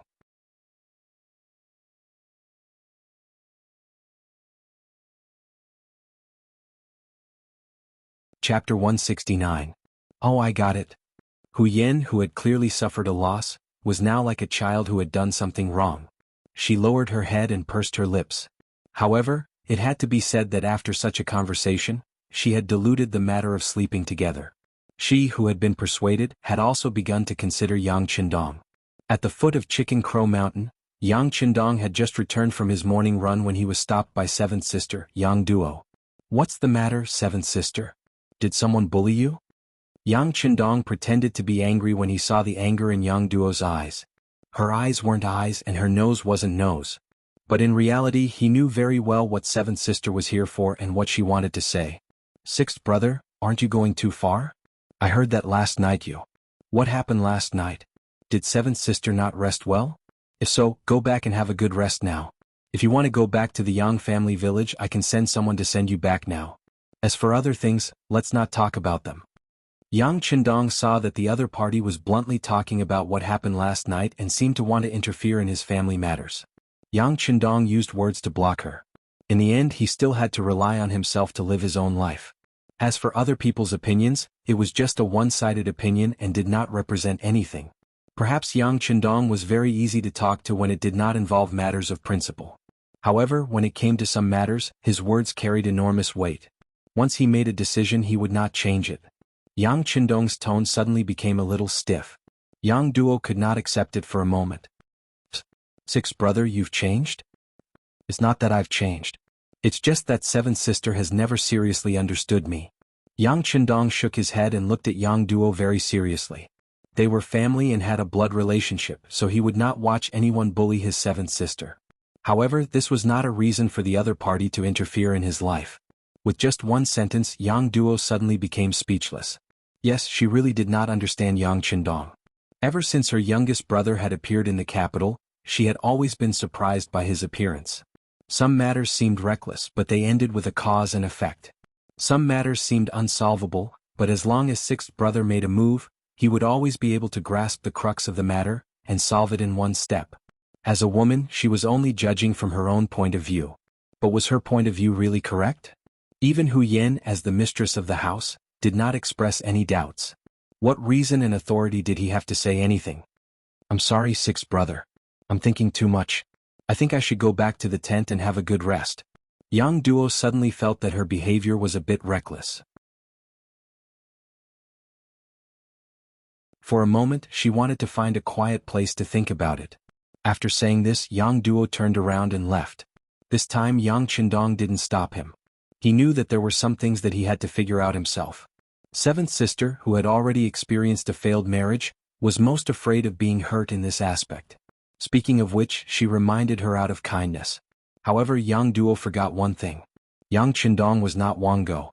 After Yang Duo left, Yang Qindong strode back into the tent. After what had happened to seventh sister, he was even prepared to be scolded by Hu Yan. This was his woman and he should love her. No matter what Hu Yan said, he was prepared to not talk back. When he entered the tent, Xiao Yin and the other two girls had already left. Only the maid Xiao Qing was there to dress Hu Yan. When she saw Yang Qindong enter, Xiao Qing quickly bowed and said, "Master." "And how about this? You can leave for a moment. I have something to discuss with madam." Yang Qindong smiled and nodded to Xiao Qing. Xiao Qing naturally knew that she would spend the rest of her life with Hu Yan and Yang Qindong. How could she dare to refuse such a small request? She agreed and immediately left. When only the two of them were left in the tent, Hu Yan lowered her head with a blush. Hu Yan was shy.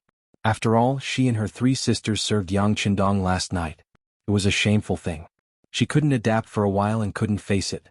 However, when Yang Qindong saw this scene, he thought that she was angry at him. He hurriedly squatted down and said, "Yan, it's my fault. I didn't consider your feelings. I was too agitated, so, no." His mouth was suddenly blocked by Hu Yan's small hand. "Luling, don't say that.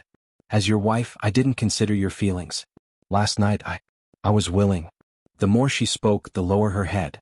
In the end, her head was about to plunge into Yang Qindong's arms. He didn't expect such a result. For a moment, Yang Qindong was overjoyed. "Really? Yener, you're the best. I love you so much." In ancient times, the word love was not so easily spoken. Even when husband and wife spoke words of love, they rarely used the word love. However, when Yang Qindong said the word love, Hu Yan was overjoyed. She felt that she had made the right decision by listening to Xiao Yin and the others. In her happiness, she said happily, "Lulang, I didn't understand you before. You were too tired. As your wife, as long as you're happy, you can do whatever you want in the future." Yang Qindong had already thought it through. It must be Xiao Yin and the others who did Hu Yan's work that resulted in such a delicious result. He was instantly even more satisfied with Xiao Yin and the others. Originally, he had to spend a lot of effort to persuade them. Unexpectedly, he didn't need to say anything and the matter was resolved. In his happiness, Yang Qindong held Hu Yan's little face and kissed it. With this kiss, Hu Yan felt her entire body go soft. She said shyly and carefully, "Husband, if you want to, can you wait until night time?" After all, it's broad daylight. If others find out, I'm afraid it won't be good. Ah. Seeing that Hu Yan seemed to be a little moved, Yang Qindong laughed. However, he also knew that Hu Yan's skin was probably very thin. At least it wasn't as thick as his. If he didn't let go of this matter, it was very likely that it would cause resentment. Therefore he intentionally changed the topic. First, he talked about the matter between Shaoqing and Sun Chuang. They're not young anymore. As their master, you should find a time to arrange their marriage. We'll take care of all the expenses. In short, you can't treat Shaoqing unfairly.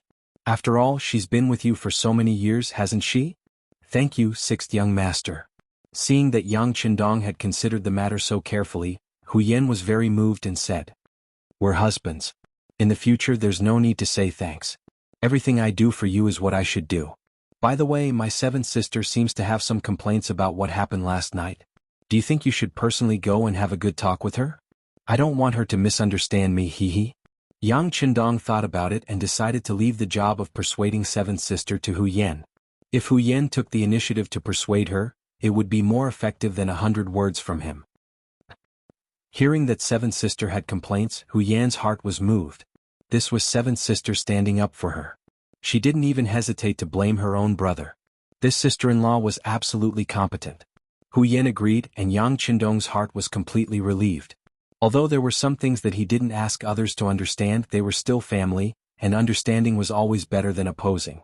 Just as Yang Qindong was enjoying the happiness of having multiple wives and gaining the understanding of his wife, several groups of fast horses were galloping through the streets of the capital. These brave soldiers had banners with the word XN written on their backs. As soon as they entered the capital, their faces were gloomy as they spurred their horses forward. Many scheming people had a bad premonition when the messenger didn't shout the news of victory from 600 miles away. This should be a battle report from the front line. If it wasn't a victory report, what could it be? At this time in the imperial court, Zhu Qiyu had already changed into a dragon robe and was sitting on a huge golden dragon throne. He was looking at the officials and listening to them report on the important matters of the court. Zhu Qiyu, who had been emperor for some time, had gradually come to like this feeling of being high and mighty.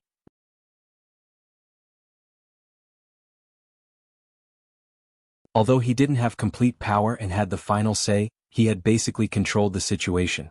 Out of the 6 ministries, 2 of the ministers had been replaced by his favored candidates, Minister of Revenue Jin Lian and Minister of War Ming.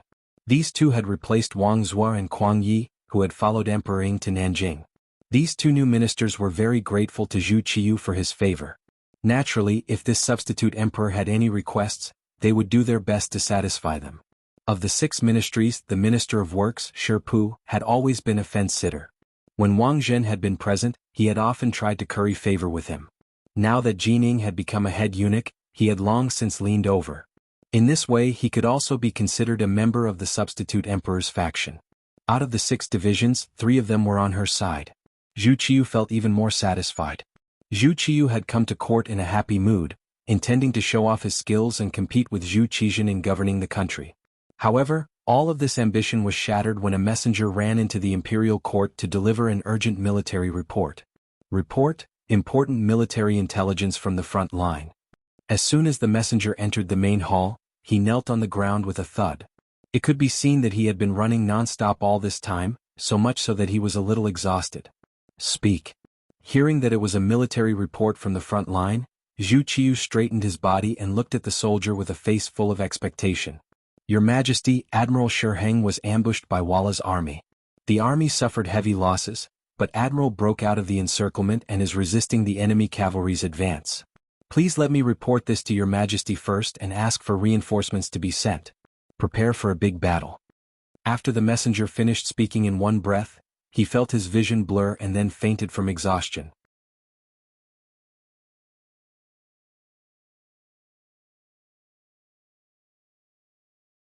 Chapter 170. Quickly, carry him away and treat him.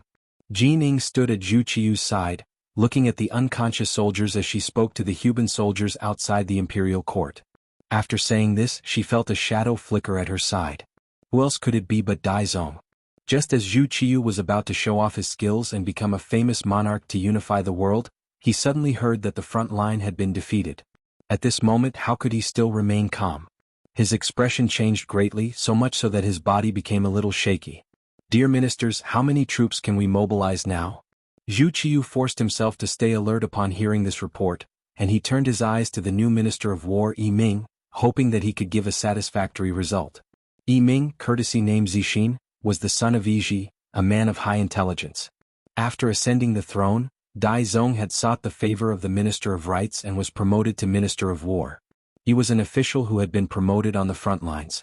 When he first arrived at the Bureau of Military Personnel, his seniority was still shallow, so he did not have complete control over the Bureau of Military Personnel. Now that a problem had arisen, Ming felt his head ache. But Ming was still a capable person and he quickly calmed down. After some thought, he went to the Bureau of Military Personnel and looked at the reports from the various factions and calculated a result. "Your Majesty, there are currently only 5,000 soldiers in the capital. If we continue to urgently mobilize them, we should be able to mobilize another 5,000 soldiers in 3 days. In half a month, we should be able to gather an army of 50,000 soldiers." For the mighty capital of the great Ming dynasty to have so few soldiers was a result that Zhu Qiyu had not expected. But he knew that since Ming dared to say this, there was no doubt about this result. If this was really the case, how should they deal with the arrival of the Walla's army? Speaking of which, there were many reasons for the current situation in the capital.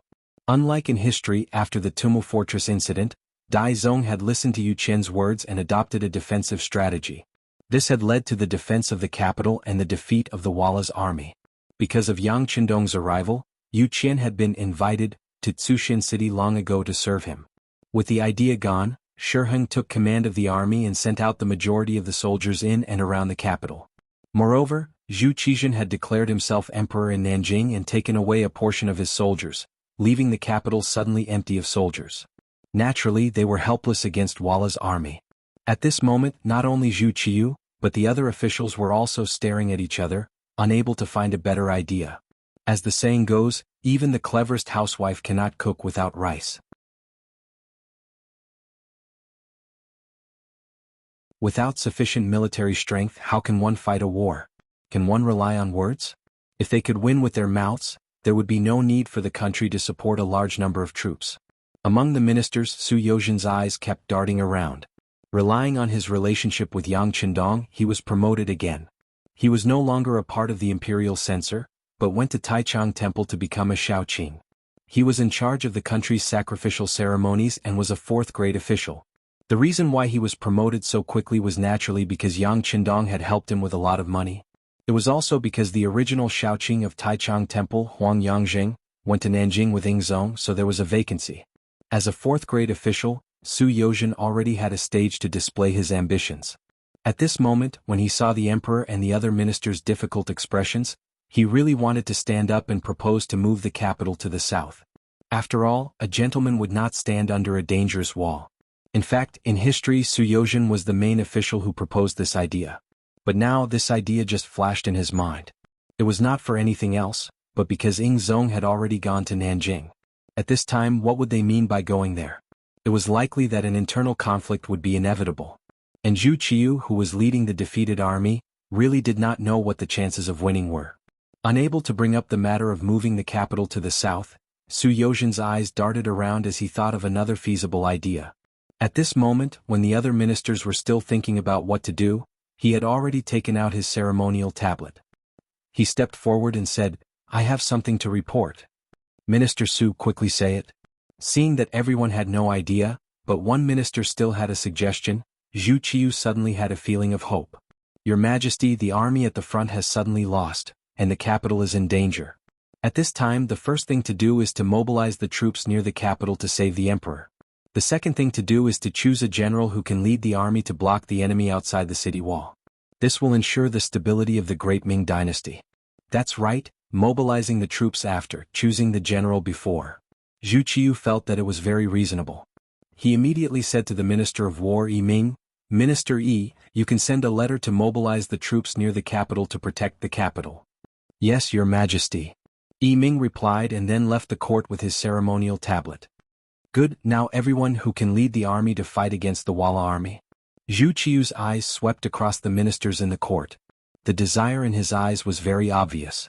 However, when he asked this question, the entire court fell silent.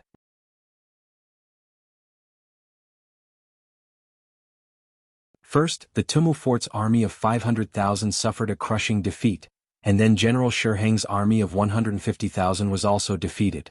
Right now there were only a few thousand men left in the imperial court.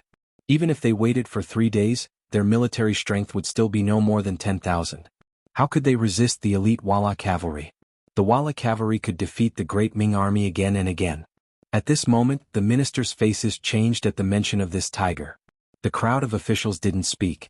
This made Zhu Qiyu extremely anxious. What's wrong? Our magnificent great Ming dynasty actually has a great general who can command the 3 armies? Valuing the civil and despising the military had always been the basic national policy of the Ming dynasty. In fact, it was not only the Ming dynasty. It was the same from the earliest Han dynasty to the Tang dynasty and the Song dynasty. After all, the military was strong and the civil was weak, which was not good for the stability of the country. In the Ming dynasty, this situation was even more obvious. Normally, when the military met the civil officials, it was very rare for the military to be able to straighten their backs. It was just like Shisheng in the past. However, a Jianghu of the Brocade Guard could bully a famous general, Jianghu, and invade his land. It was no wonder that when Zhu Qiyu asked this question, the civil officials and the military officials did not speak. Is there really no brave general who dares to face the Walla army? Zhu Qiyu asked loudly in anger. At this moment he really wanted to roar, "If none of you go, do you want us to personally lead the army?" However, when he thought of his elder brother Zhu Qizhen's end, this thought quickly disappeared without a trace. He did not want to be the second emperor who lost an army. What if he was captured by the enemy when the time came? What should he do? Zhu Qiyu's face was full of anger. He criticized the officials that he usually raised for being useless. Jining saw that the situation in the court had worsened and reminded him in a low voice, "Your Majesty, this matter needs to be discussed at length. It is better to dismiss the court first and wait until tomorrow morning to make a decision." The courtiers were not completely loyal to him. The most important thing was that there was still Zhu Qizhen in Nanjing for everyone to rely on. Even if he really got angry here, not only would it be useless, it was likely to lead to a backlash from the courtiers. If they collectively left, then his position as the emperor would come to an end. Forget it, forget it. Everyone go back and think about it carefully. Wait until tomorrow morning. No matter what, you must choose a candidate. Dismiss the court. Zhu Qiyu was very helpless. Although he had become the emperor, this emperor did not seem to be as powerful as the previous Ming dynasty emperors. After the officials shouted "Long live the emperor," they left the court and left the palace. After Su Yozhen left the palace hall, she quickly contacted the people of the security bureau and reported the situation in the court today. At this time, Yang Qindong had already returned to the Yang family manor from the foot of Jiming Mountain with the women. Originally, the women wanted to play for a few more days, but tomorrow was the time for Hu Yen to return home.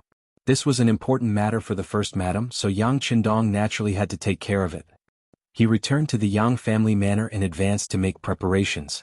On the way back, the people of the security bureau came over and reported everything that happened in the court. The group had stopped. Yang Qindong stood on the side of the road and listened to the report of the staff of the security bureau. In the carriage, Qiao Yin looked at this scene through the curtain and couldn't help but say, "Sir is busy with important matters again. Unfortunately, we can't help much. The only thing we can do is to make him happy when he sees us. Don't make him angry and satisfy all his requests." "You're right, second sister." Lady Shui and Lady Xiang hurriedly agreed. Looking at Hu Yen, although she didn't say anything at this time from her concerned eyes, it could be seen that she had accepted the fact that she slept with him.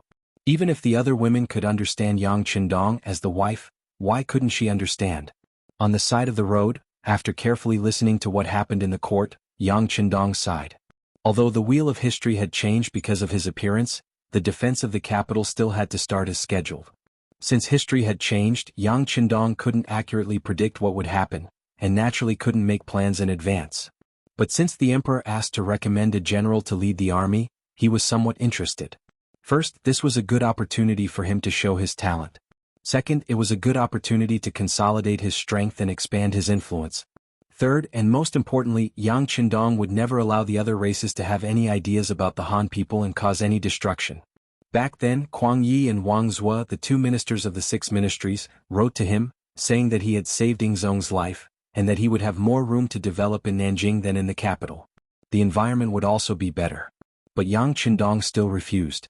That was because there was a strong enemy in the capital, while Nanjing was very safe.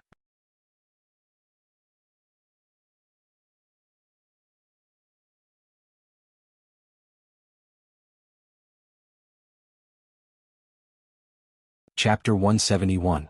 It couldn't be said that Yang Qindong had appeared for the sake of war, but he had indeed appeared for the sake of the Han's rise to power. Since there were people who wanted to harm the Han, why couldn't he teach them a lesson? Presumably after this battle, Zhu Qiyu would owe him a big favor. This would only be beneficial to his future plans. Alright, Marquis knows about this matter. How about this? Go back and tell Su Yozhen to recommend Marquis to lead the army tomorrow morning. Yang Qindong analyzed the situation and felt that the time was right. It was time to step forward, so he informed his subordinates of his decision. Yes. The staff member of the Security Bureau quickly left after receiving a confirmation. Yang Qindong quickly returned to the spacious carriage. As soon as he entered, the women began to chatter incessantly. Knowing that there were some things that couldn't be hidden, Yang Qindong maintained a smile on his face as he said, "The soldiers on the front lines have been defeated. The Walla army should be arriving at the capital soon." The women had only asked out of curiosity. Even if Yang Qindong hadn't said anything, they would have understood. After all, the idea of a male protagonist had been passed down for thousands of years. But unexpectedly, Yang Qindong didn't have any intention of hiding it from them. He really did tell them about it, but the result was so shocking. They're about to reach the capital? Then we. As a descendant of the Hu clan, Hu Yen was naturally more sensitive to political matters than the other women. You don't need to worry. With sixth brother here, no one in this world can harm you.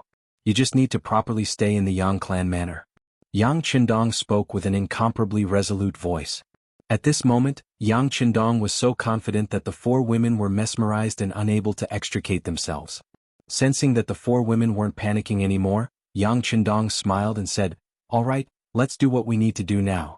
The immortal abode and realm beyond heaven need to operate normally to calm the people. If possible, if there's a property market nearby that's willing to sell at a suitable price, we can buy it.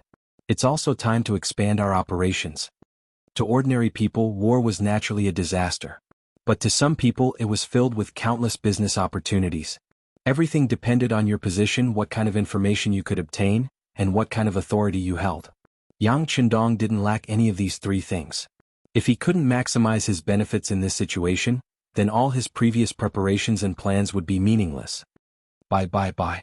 This was the first order Yang Qindong gave to Hu Yen and the others, as well as the first mission of his wives. For the sake of making the best of the situation, a total of 5 million taels of silver had been moved out of the cellar of the Yang clan manor.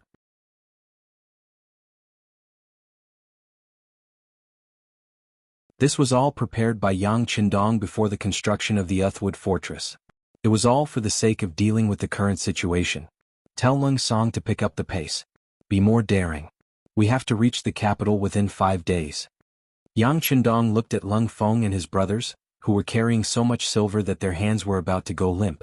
Even though he was giving orders to Tiger's Mane, he was thinking of another problem. If moving silver was so troublesome, it seemed like it was time to consider the issue of banknotes. The appearance of banknotes was a huge step forward in the history of currency. Some people in the world of currency believed that the origin of banknotes in China could be traced back to the white deer skin coin of Emperor Wu's time and the flying money of the Tang dynasty. The flying money was actually just a currency exchange business. It did not enter into circulation and did not function as a currency, so it was not a true banknote. The banknotes of Sichuan and Qingdu during the Northern Song dynasty were the beginning of the true banknotes. But for various reasons the system was not perfect, and in the end it was not developed on a large scale. In the Yuan dynasty and Ming dynasty, although the banknote system was further improved, it was still difficult for it to be accepted by the people. At the end of the Qing dynasty, the Qing dynasty's economy was in trouble, and the treasury was empty. In order to raise money for the military, they had to change their original plan of not printing banknotes for 200 years. In the third year of Xianfeng 1853, the first banknote of the Ministry of Revenue was printed. This time, the banknotes of the Ministry of Revenue were divided into 5 types of silver: 1 tael, 3 taels, 5 taels, 10 taels, and 50 taels. In the middle of the banknotes were written in both Manchu and Chinese characters, Ministry of Revenue Official Banknote. It was from then on that banknotes became one of the paper currencies that could be circulated. Although the Ming dynasty also had official banknotes, most of them were internal transactions between officials. Ordinary people and even merchants rarely participated in them. The imperfection of the system meant that these banknotes could be turned into waste paper at any time. Who would dare to use silver to exchange for them? Not to mention other people, but even Yang Qindong himself did not trust the Ming dynasty government. This government was made up of officials, and the speed at which it changed was so fast that it made one's eyes blur. Who would dare to take out all of their wealth to exchange for banknotes? Perhaps the moment one exchanged for it, the Jianghu guards and the East faction guards would come to raid one's home. For example, Yang Qindong's 5 million taels of silver had never been exposed.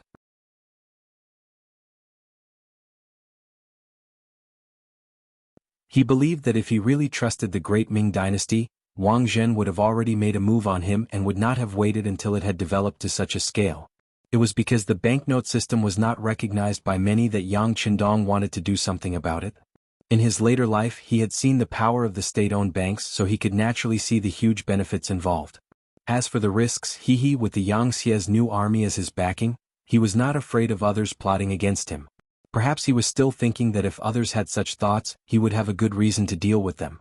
While Yang Qindong was still thinking about his grand plans, the capital was already in chaos. As the officials returned home from the court, the news of the Ming dynasty's defeat spread like wildfire. For a time all sorts of things were said, and in a state of panic, a small number of people left the capital and headed south. Although there were not many of them, most of them were merchants. They had all left in fear after hearing that the Ming dynasty's army was defeated and that the Walla was about to arrive at the capital. When these people left, most of them took with them a large amount of cash from their homes. Perhaps it was said that merchants valued profits, and patriotism was not as reliable as profits?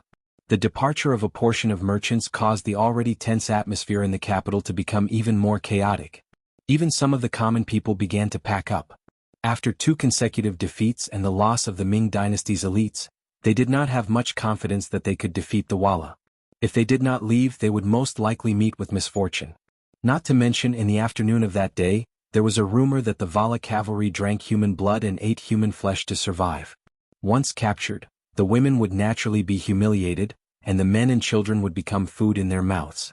This news was far more effective than people saying that the Walla cavalry was brave and good in battle. The direct result was that a large number of people gathered at the city gate. If it was not for the city gate being closed at the time, who knew how many people would have left? The so-called news of the Walla eating humans was naturally released by the Security Bureau in order to attract big hoodlums and fish in troubled waters. However, this action seemed to be a little too big.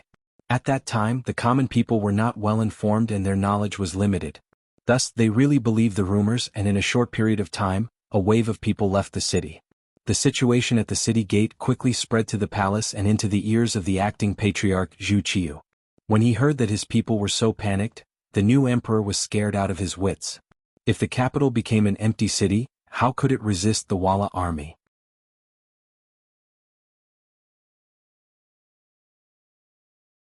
Could it be that he, the new emperor, was going to abandon the city and flee? If that was the case, where could he go? Zhu Qizhen of the Ying sect was probably waiting for him to make a fool of himself. Go and find out who spread the rumors. After we catch them, we will cut them into pieces. Zhu Qiu's eyes seemed to spit fire as he spoke. Your Majesty, the embroidered uniform guards and the Eastern Depot will naturally investigate this matter. However, what is more important is how to pacify the people in the city. If these people really do leave the capital, then Jianghu, who had been urgently summoned, did not elaborate on what would happen. But one could imagine that if the capital became empty, the emperor would truly be a loner. In that case, this emperor would have undoubtedly failed. No, we can't let them leave. Beloved subject, do you have a good plan? Zhu Qiu naturally understood the severity of the situation if things continued to develop like this, so he urgently asked Jianghu if he had any good ideas. Your Majesty, this subject is incompetent and does not have a better plan for now. However, in order to prevent the situation from spiraling out of control, this subject suggests that we temporarily close the city gates and allow only small towns to enter and exit. Moreover, we must conduct inspections and forbid the common people from taking money out of the city. In this way, the family property will naturally remain here and will not leave. As for how to deal with the Walla soldiers, Your Majesty must preside over tomorrow's morning court and discuss with the other officials a plan. Jianghu had never seen anything like this before. Although he had followed several emperors and seen their ability to govern, this was mostly a power struggle between the emperor and the court officials. This was the first time he had ever seen an army pressing down on the capital. Zhu Qiu was somewhat panicked, but he felt that Jin Ying's words were somewhat reasonable. He immediately agreed and placed all his hopes on tomorrow's morning court. After a sleepless night, the morning court began as scheduled. At the same time, the main gates of the capital were opened to side gates in the name of preventing Walla spies from sneaking in. Strict inspections were also carried out, and if anyone was found to be leaving the capital with large amounts of money, they would be arrested on the spot for all sorts of unnecessary crimes. Although this method was somewhat forceful, it truly did prevent the common people from leaving the capital.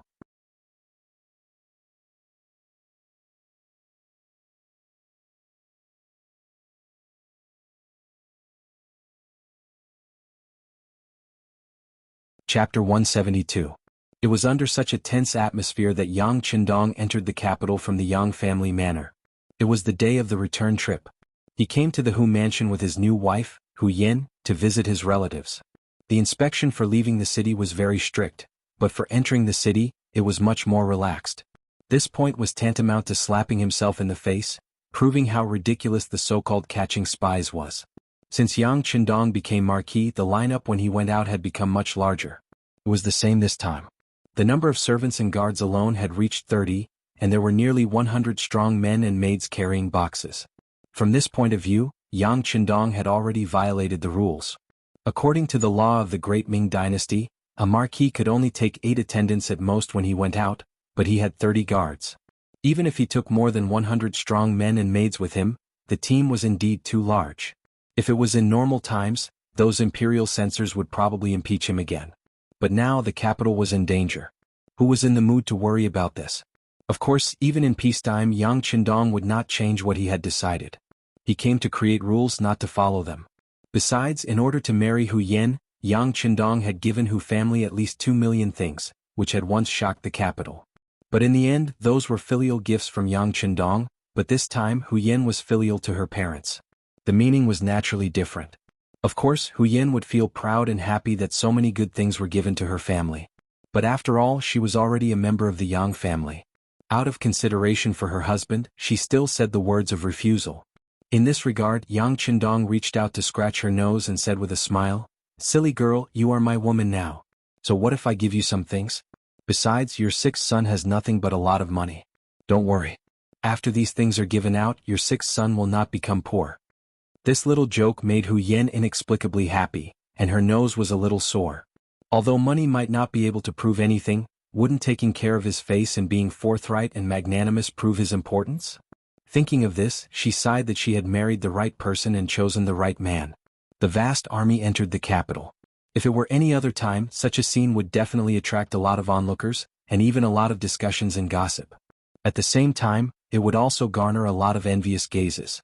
But at this time, everyone was thinking about how to leave the capital to take refuge. Who would have the time to care about such trivial matters and watch such a show? Seated in the spacious and luxurious carriage, Yang Qindong would occasionally look out the window, gathering all the information in his mind and gaining a more direct understanding of the situation in the capital. Hu Yin nestled in Yang Qindong's arms. It was rare that there was no one else in the carriage, so she became somewhat unrestrained. She completely disregarded her reserved appearance and leaned her head against Yang Qindong's chest, feeling the strong and powerful heartbeat with a face full of happiness. When the carriage stopped in front of the Hu estate and Hu Yin got off, her face was still flushed with happiness. When she saw her mother waiting in the hall, she excitedly ran over. In the imperial court, the atmosphere today was exceptionally tense. In the past, in order to express his majesty, the emperor would first listen to the memorials of his subordinates, and then give a few suggestions when he had an idea, demonstrating his supreme authority. But today, before the officials could speak, even after they had just knelt down and chanted "Long live the Emperor," he asked anxiously, "Dear officials, do you have any ideas about the candidate to lead the army and the strategy to retreat the enemy? Do you all have any ideas?" Thus the entire court fell silent.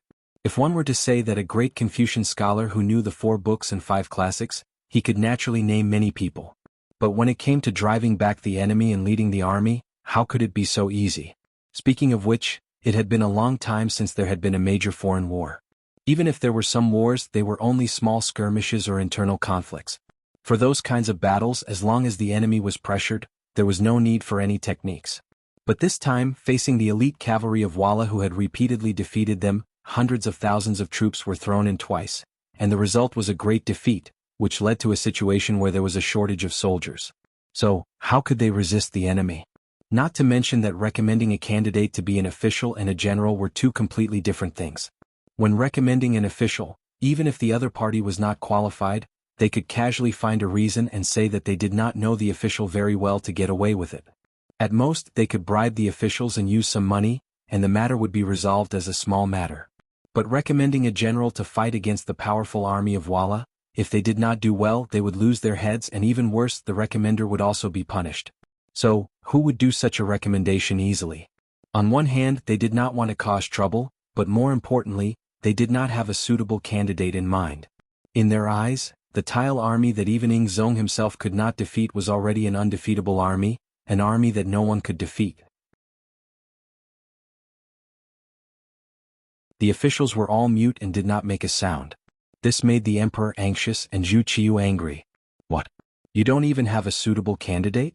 You claim to be the pillars of the country, and according to you, you have everything in the world in your hands and you are omnipotent, but now is it so difficult to recommend a person to lead the army? If that's the case, are you lying to me? In anger, Zhu Qiu wanted to label the officials as deceiving the emperor. In this way, even if he used this reason to kill a few officials, the others would not be able to say anything.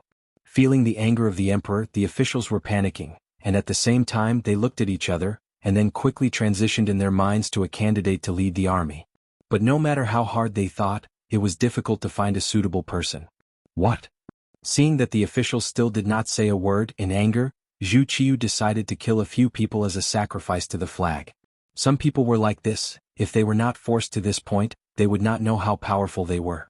Just as Zhu Qiu's gaze swept over and was thinking about who to kill to make an example, someone in the crowd suddenly said, "Emperor, this official has a candidate to recommend." "Oh, who are you recommending?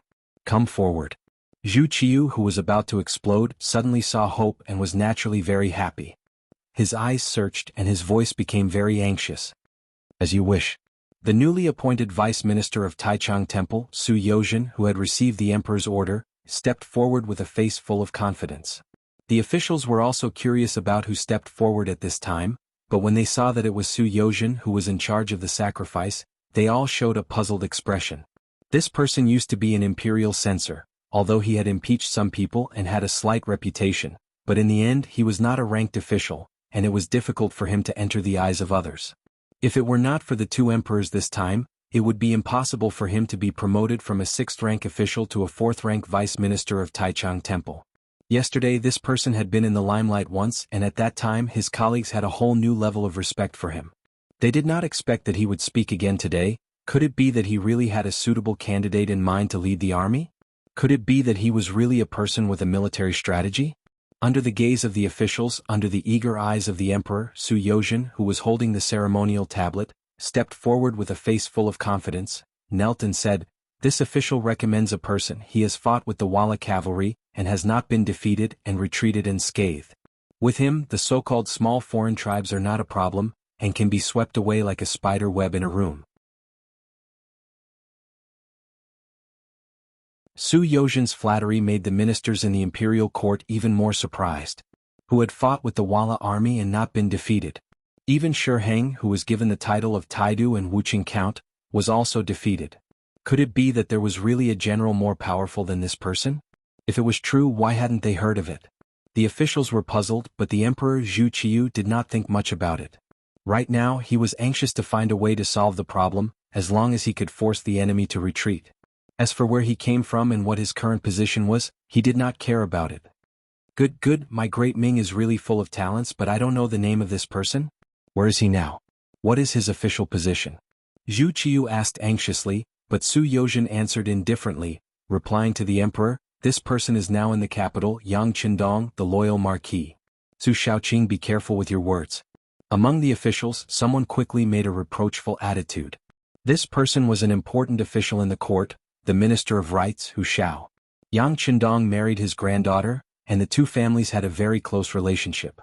Now that someone recommended his grandson-in-law to lead the army to war, of course he would be unhappy. This was war and people would die not doing business. At worst, it would just be a loss of money. That's right, Su Shaoqing, don't be too impatient. This is leading the army to war, a matter of national importance, not a place to settle personal grudges. Hu Jiangning also stood in the court. In order to solve the crisis, Zhu Qiyu had specially ordered all the fifth-rank officials in the capital to come to court. As the imperial guardian of the embroidered uniform guard, he naturally had the qualifications to stand here. He was already Yang Qindong's father-in-law, so he naturally could not ignore his son-in-law's matters. His words directly pointed out that there was a problem with Su Yozhen's motives. In fact, most people in the court remembered that when Su Yozhen was still an imperial censor, he had once impeached Yang Qindong for going to the red light district. After that, although Yang Qindong was unharmed, he was promoted. With this precedent as an example, it was no wonder that Hu Jiangning would think this way and even dare to point it out in front of the court. Su Yozhen, who was being rebuked by both Hu Xiao and Hu Jiangning, did not panic in the slightest.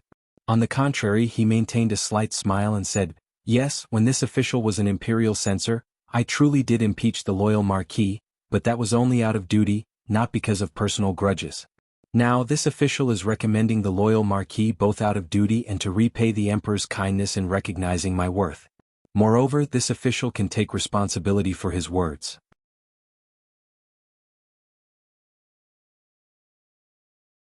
If the loyal marquis is unable to stop the enemy outside the capital, this official is willing to take full responsibility."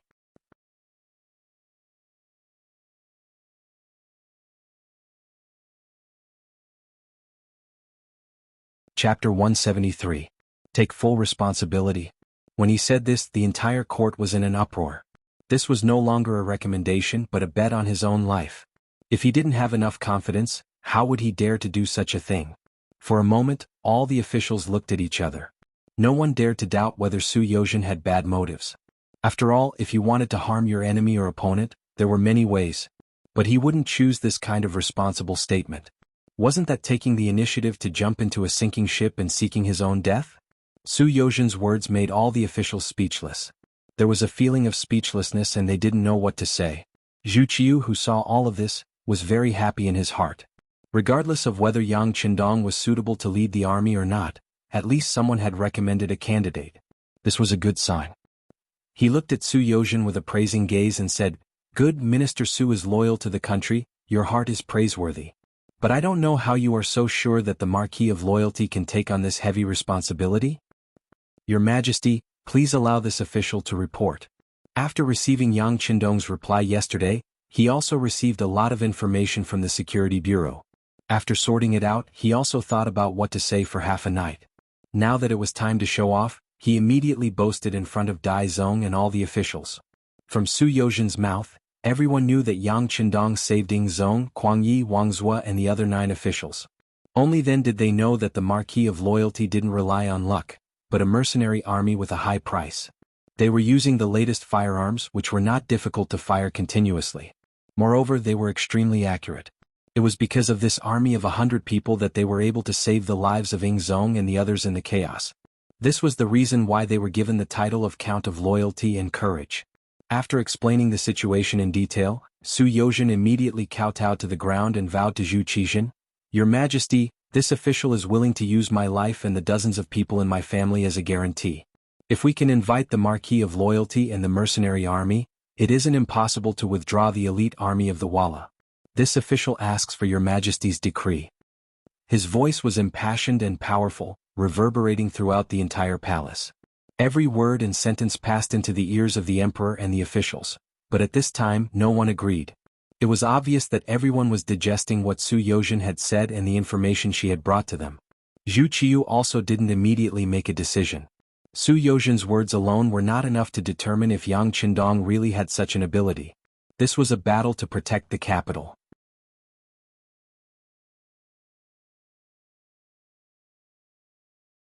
If he made a mistake, he would lose everything he had in his life. If he lost this battle and the capital fell to the enemy, even if he killed Yang Qindong and Su Yozhen, what use would it be? He needed to think about it carefully, so he fell into deep thought. Jin Ying, who was extremely observant, saw that Zhu Qiyu hadn't spoken for a long time. She reminded him in a small voice, Your Majesty, is it possible to withdraw from court first and discuss this matter at court tomorrow morning? Oh, let's end the court session.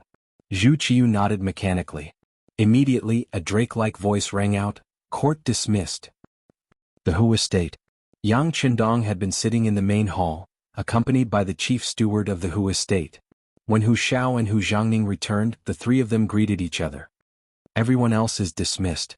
Hu Xiao glanced at the steward and Tiger's mane, who had been standing by Yang Qindong's side like a javelin. The steward withdrew.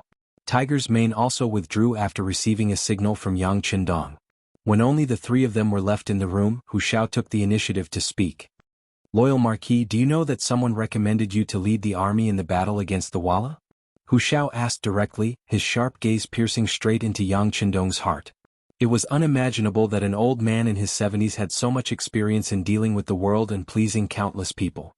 Let alone a young man who wasn't even 20 years old, such a gaze would make even an old official of the same court panic. Even Hu Zhangning, who was seated next to Hu Xiao, felt a wave of pressure wash over him. However, towards this, Yang Qindong was neither anxious nor slow, and his expression was incomparably indifferent. It was as if these words were not directed at him. "Thank you for your concern, old master. Qindong is truly guilty." Calling Hu Xiao old master was not a common title at the time. This form of address caused Hu Xiao's expression to freeze. His sharp gaze and stern expression seemed to have faded a lot at this moment. Hu Xiao's aura was no longer overbearing. Yang Qindong spread out his hands and spoke with a sincere expression. "Old master, father-in-law has something to ask, so I naturally do not dare to hide it. Su Yozhen's intentions are my intentions." "What do you mean?" Yang Qindong's reply caused Hu Zhangning's expression to stiffen. He did not quite understand. On the other hand, his father, Hu Xiao, quickly understood everything. His gaze was filled with obvious surprise. "Su Yozhen is one of your people? When did this happen? Has she ever impeached you before?" "She has been one of my people since before the impeachment." Yang Qindong spoke extremely calmly, as if he was talking about something insignificant. There was not the slightest hint of pride. Controlling a rank 4 official of the imperial court was something to be proud of. However, no matter how one looked at it, he did not seem to care at all. It was as if everything was right and proper. This. Hu Zhangning finally understood. Of course, his face was filled with shock. Hu Dan was also shocked by these words. However, he had been in the imperial court for so many years after all. He quickly understood the crux of the matter. He was also incomparably shocked, but he did not show it on his face. Just by looking at his ability to maintain his composure, it was unknown how much better he was than his son. "So that's how it is. It seems that this old man has worried too much.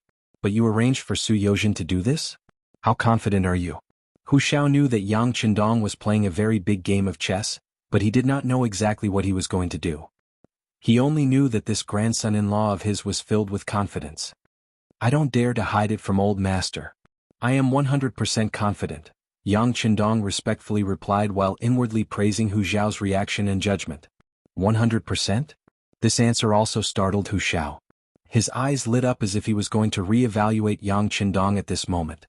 Since ancient times, no one had dared to say that they were 100% confident in war. Even if they knew that victory was certain, they would only say that they were 99% confident. This was all because reality was unpredictable and constantly changing. This was especially true when it came to war. Often, if one did not consider everything thoroughly, it could change the entire situation. Who dared to say that they were 100% confident? Yang Qindong was so sure, without the slightest bit of impetuousness. It didn't seem like he was speaking without thinking. Didn't that mean that he really had thought about it long ago and was prepared long ago? But what was he relying on? "I heard that you hired an army of 100 people. Those people have firearms that our great Ming dynasty does not have. With them, you were able to successfully rescue Yingzong. Is this true?" Hu Xiao began to wonder where Yang Qindong's confidence came from.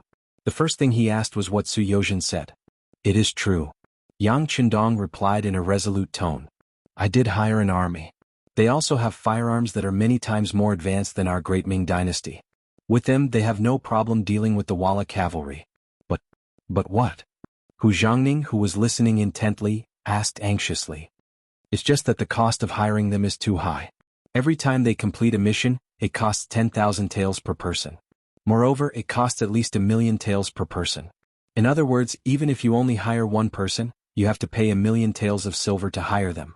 So it's really a waste of money. Yang Qindong said while shaking his head, indicating that he could not bear the burden. So much. Hu Zhangning was also shocked by the high cost. 100 people cost 1,000,000 taels of silver.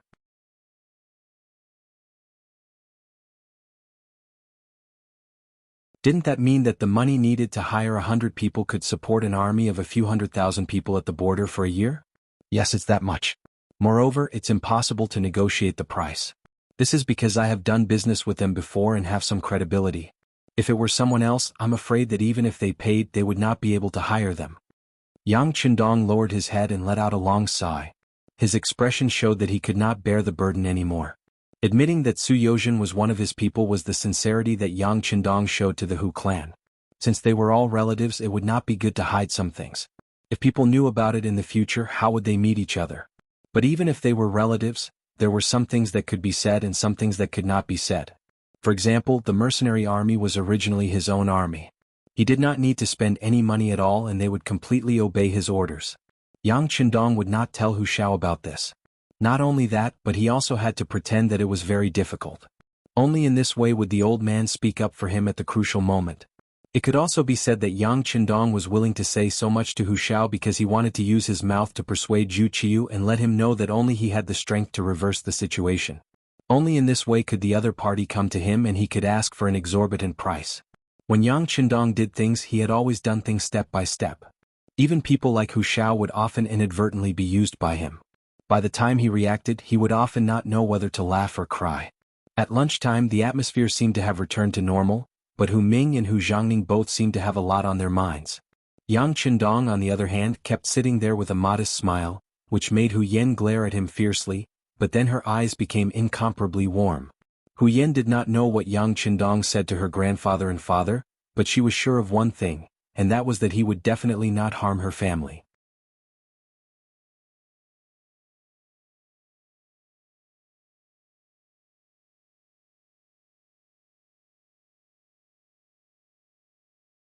Chapter 174. This time Hu Yen brought back so many good things. Compared to the other married sisters, her face was full of glory, and she received many envious gazes from the crowd. And all of this was brought to her by Yang Qindong. How could she be dissatisfied? After a seemingly quiet lunch, Hu Yen bid farewell to her parents and family and left the Hu estate with Yang Qindong. After watching them leave, Hu Zhangning asked eagerly, "Father, can I send someone to investigate him?" The governor of the Brocade Guard originally had the power to investigate cases. This time he planned to use his power to understand his son-in-law. "You can't. Zhangning, remember this. Although he is not as old as you, he is meticulous, far-sighted and far-sighted. Even I can't compare to him. If you want to do anything, you won't be able to hide from him. If you do this, it will only hurt the relationship between the two of you. It is meaningless." Hu Chang shook his head and gave a high evaluation of Yang Qindong. Hu Zhangning didn't expect his father to think so highly of Yang Qindong. Although he was a little unconvinced, he was used to listening to his father's orders for a long time. This made him immediately dispel the idea of doing anything. "Okay, I won't do anything. But father, how will I explain this to the emperor in the morning court tomorrow?" Father will have to think about it carefully. The news came too suddenly. It was so sudden that Hu Chang couldn't completely digest it, let alone think of a way to deal with it. Imperial Palace. When Zhu Qiu saw Jining appear in front of him, he immediately ignored his status as the emperor and got up. He asked anxiously, "How is it? Did you find out anything?" Replying to your majesty, this subject has sent out a lot of spies and obtained proof that the loyal marquis really has a very elite army by his side. In order to avoid alerting the enemy and to avoid causing a misunderstanding between the two sides, our people did not come into close contact with them and did not see what the new firearms looked like. However, there is one thing that can be confirmed, and that is the existence of new firearms. This has been confirmed through some of the things that have happened. Jining wiped the sweat from his forehead as he answered Zhu Qiu's question. He gave off the feeling that he had worked very hard to obtain this information in such a short time. But in reality he had already experienced the new firearms before, so he naturally knew that everything was true. Hearing that there was indeed a new type of firearm, Zhu Qiu saw a glimmer of hope. "That's impossible. What if we make it ourselves? If it's really as powerful as you say with such firearms, why should we be afraid of others? Human nature was greedy. After knowing the benefits of the new firearms, Zhu Qiu started to have ideas about it.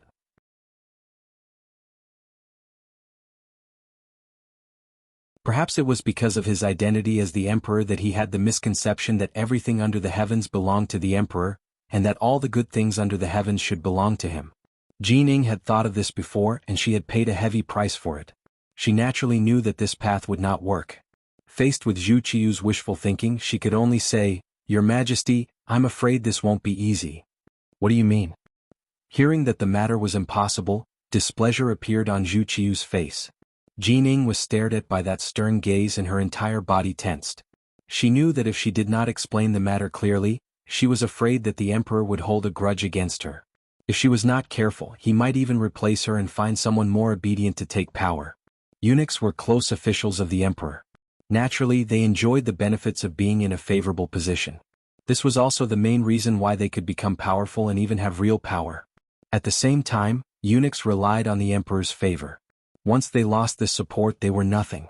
They would be chewed up by those officials in an instant, and not even a scrap of bone would be left. Jining was well aware of the reasoning behind this. How could she dare to make Zhu Qiu unhappy?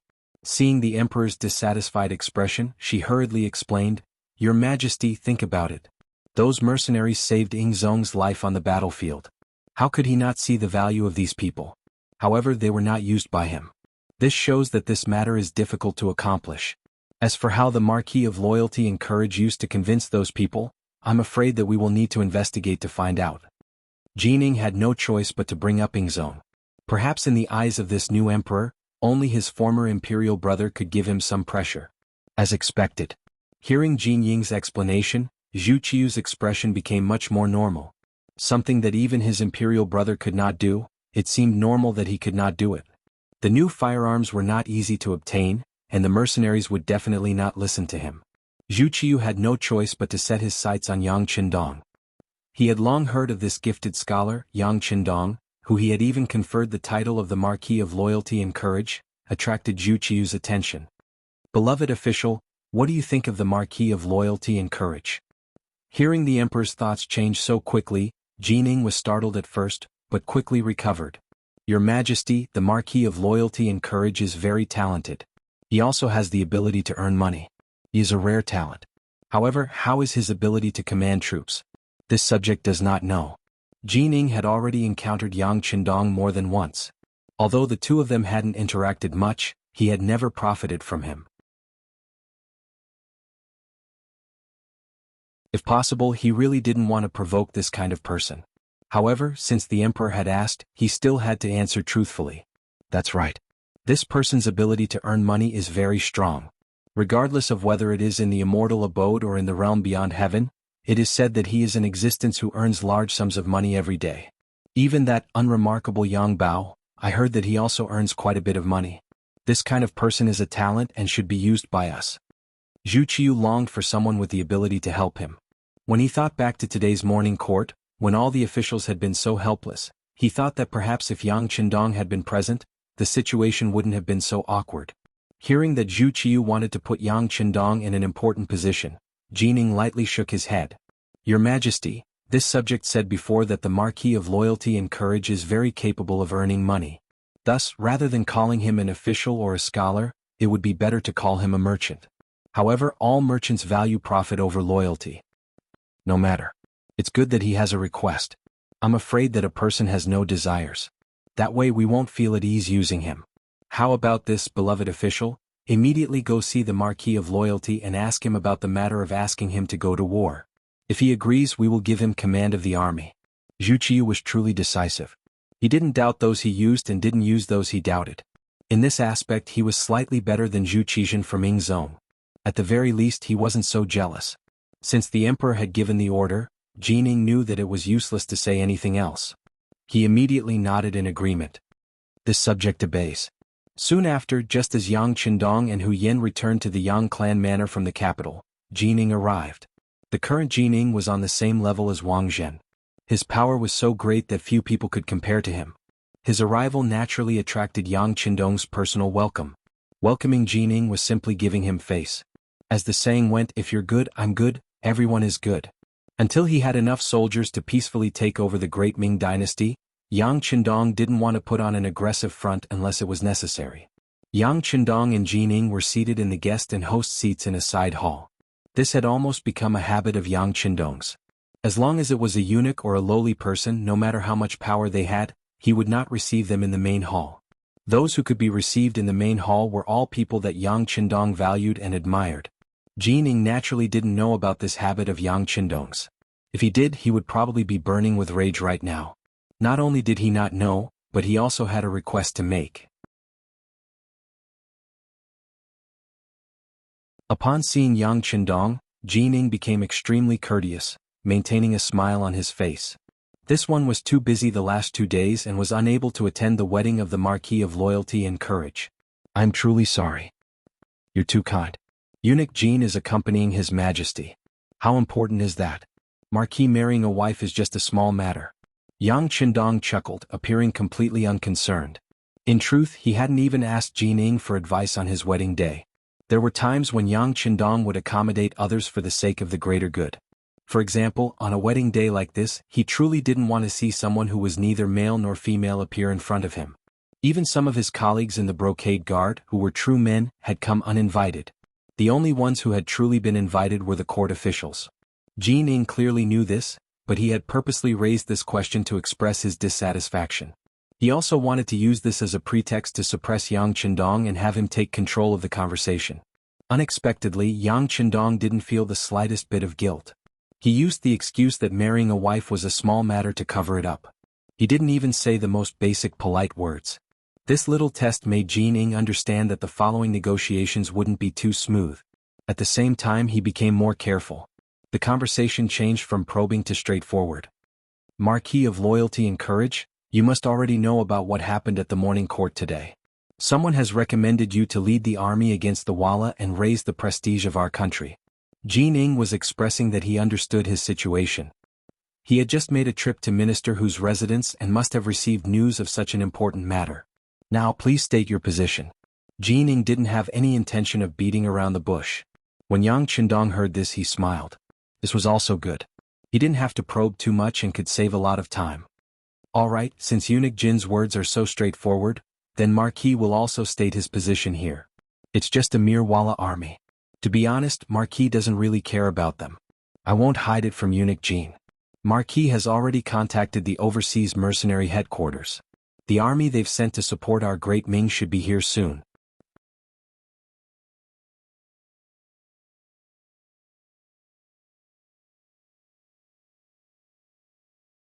Chapter 175. What? You've already contacted them in advance? When Jining heard this news, her expression was one of extreme shock. Yes. As the ancients say, if one does not consider the future, one will have immediate worries. After witnessing the ferocity of the Walla cavalry outside the Tumu castle, this Marquis already knew that it would be difficult for our great Ming Empire's army to be their opponent. Thus, he prepared for a rainy day and sent out a signal to send out reinforcements. What? Is Eunuch Jin blaming Marquis for acting on his own? There was a faint smile in Yang Qindong's eyes as he stared at Jining. It was as if he wanted to see through his inner thoughts. No, how could that be? For some reason, Jining felt a sense of pressure. He had only felt this kind of pressure not long after entering the palace, when he was serving Zhu Di. It's fine as long as you don't. In truth, it's nothing much. I presume that someone of Eunuch Jin's abilities already knows how much it costs to hire these foreign mercenaries with advanced firearms. It's naturally best if the imperial court can take out this money. Everything will be fine and the capital will have no more worries. But if there's some difficulty, Marquis can pay for it himself. But if that's the case, they probably won't participate in the operation against the Walla army. After all, it won't cost much to have them protect me and my property from leaving the capital. Marquis can still afford it. But if they go into battle, the cost is truly not something Marquis can afford. Yang Qindong, who had always been so proud of his wealth that he didn't know how to spend it, was now crying about how poor he was. Jining couldn't help but grimace at these words. This was a clear threat. If Dai Zong was unable to fork out enough money for the military expenditure, Yang Qindong would bring his men and leave the capital. Perhaps he would directly seek refuge with Zhu Qixin, who was currently settling down in Nanjing. If this was the case, Jining didn't even dare to imagine what sort of chain reaction it would set off. He would not forget that it was precisely because of the opening of the immortal abode and heaven beyond heaven that the hearts of the people were at ease and many officials were willing to stay in the capital. Then if he left now, would those officials who swayed according to the wind also leave with him? If the people wanted to leave, the officials would have to go with them, and the capital would truly be nothing more than an empty shell. At that time, before Walla's army could even arrive, the capital would have already fallen into chaos. This duke knows about this matter. However, this matter is of great importance. This duke still needs to report back to the emperor to make a decision. Seeing Yang Qindong draw the line, Jining knew that the initiative had changed hands. Unless she didn't want to rely on this person's strength to help, she could only fulfill the conditions to protect herself. After Jining finished speaking, she stood up and looked like she was about to leave. Eunuch Jin, please wait. Marquis hasn't finished speaking yet. The emperor and the imperial court would provide the military necessities, and Marquis would only be a middleman, which would not benefit him in any way. As the saying goes, one should not get up early when one is powerless. Here is one of Marquis' personal conditions. Oh, it's all written on this paper. I'll have to trouble Eunuch Jin to bring it back for His Majesty to see. Marquis will be waiting here for your good news. Yang Qindong was beaming with joy and contentment. At this moment, Yang Qindong was beaming with joy as he handed a piece of white paper filled with words to Jining. He was openly asking the imperial court for benefits from the emperor. How could this be the conduct of a law-abiding official? Normally, Jining would have ridiculed him, and then a large group of embroidered uniform guards and Eastern Depot agents would surround this place and arrest him. But now he had a favor to ask. Although he was angry, he could only forcefully suppress his dissatisfaction. He even forced a smile and said, "All right, I will report the loyal Marquis' intentions to the emperor. Don't worry." Jining reached out and took the paper full of words. Then he strode away. He was really afraid of Yang Qindong. He was afraid that if he left at night, Yang Qindong would say something that would embarrass him. Seeing Jin Ying's back gradually disappear, Tiger's Mane, who had been standing guard beside Yang Qindong in the side hall, took half a step forward and said, "Young master, are we really going to help Dai Zong? Why don't we take advantage of this opportunity to watch him perish?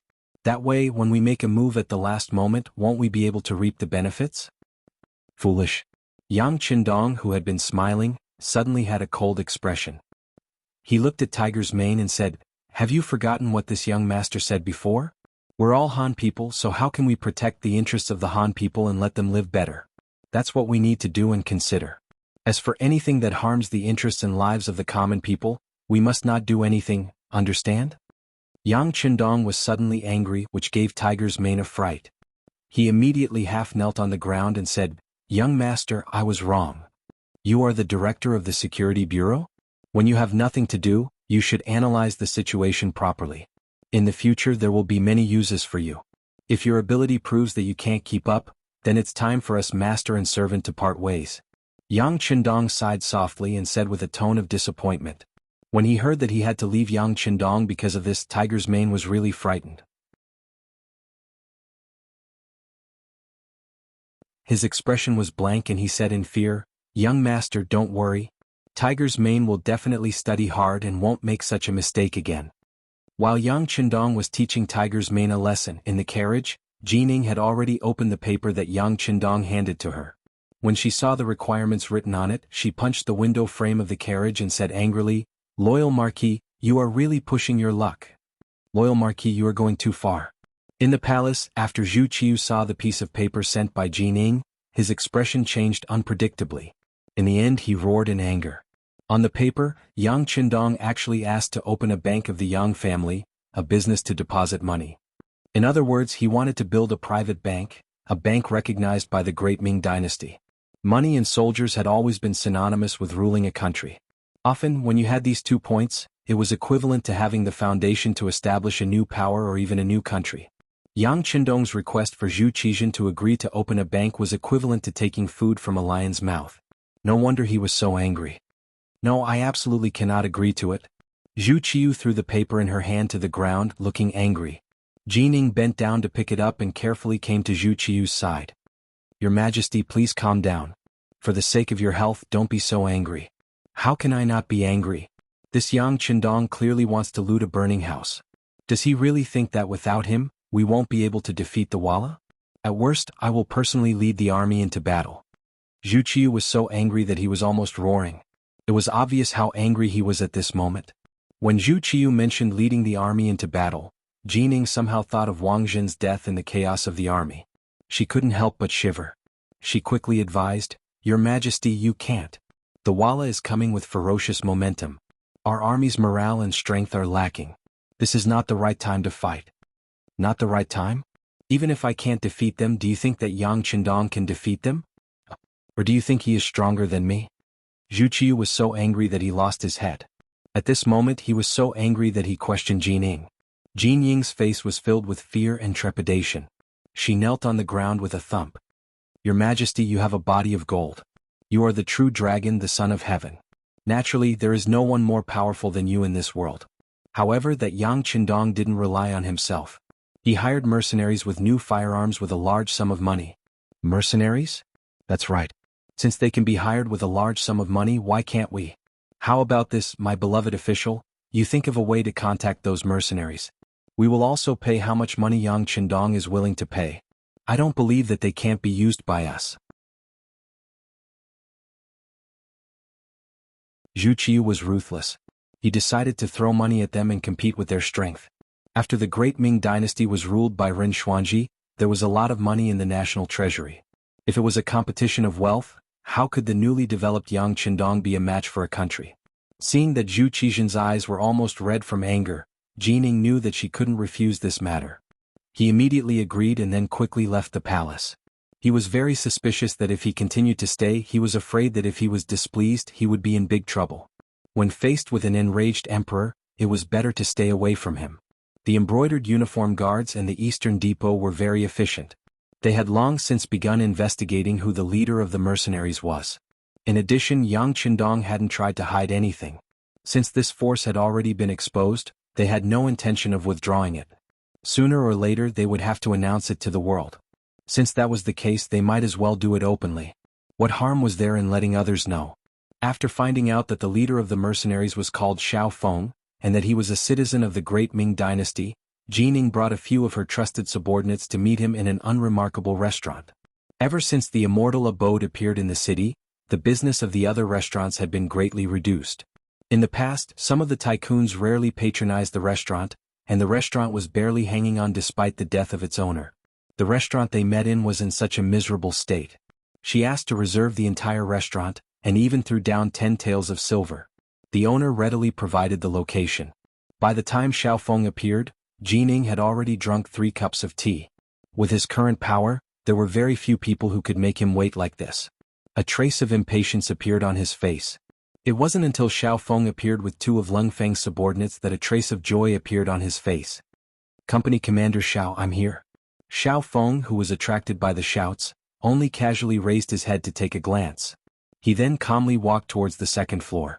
His footsteps did not have the slightest intention of speeding up because of the other people waiting. All of this was seen by the few embroidered uniform guards who had followed him. Perhaps it was because they were used to being arrogant, but when they saw someone even more arrogant than them, they were naturally unhappy. You're tuning in to the Han Li's Wuxia Adventures YouTube channel. We're so grateful for your support, and don't forget to subscribe to join us on this incredible journey through captivating stories. Your generosity through donations truly makes a world of difference, as it's the primary source of revenue that allows me to expand and enhance this channel for you. Thank you from the bottom of my heart for being a part of this adventure.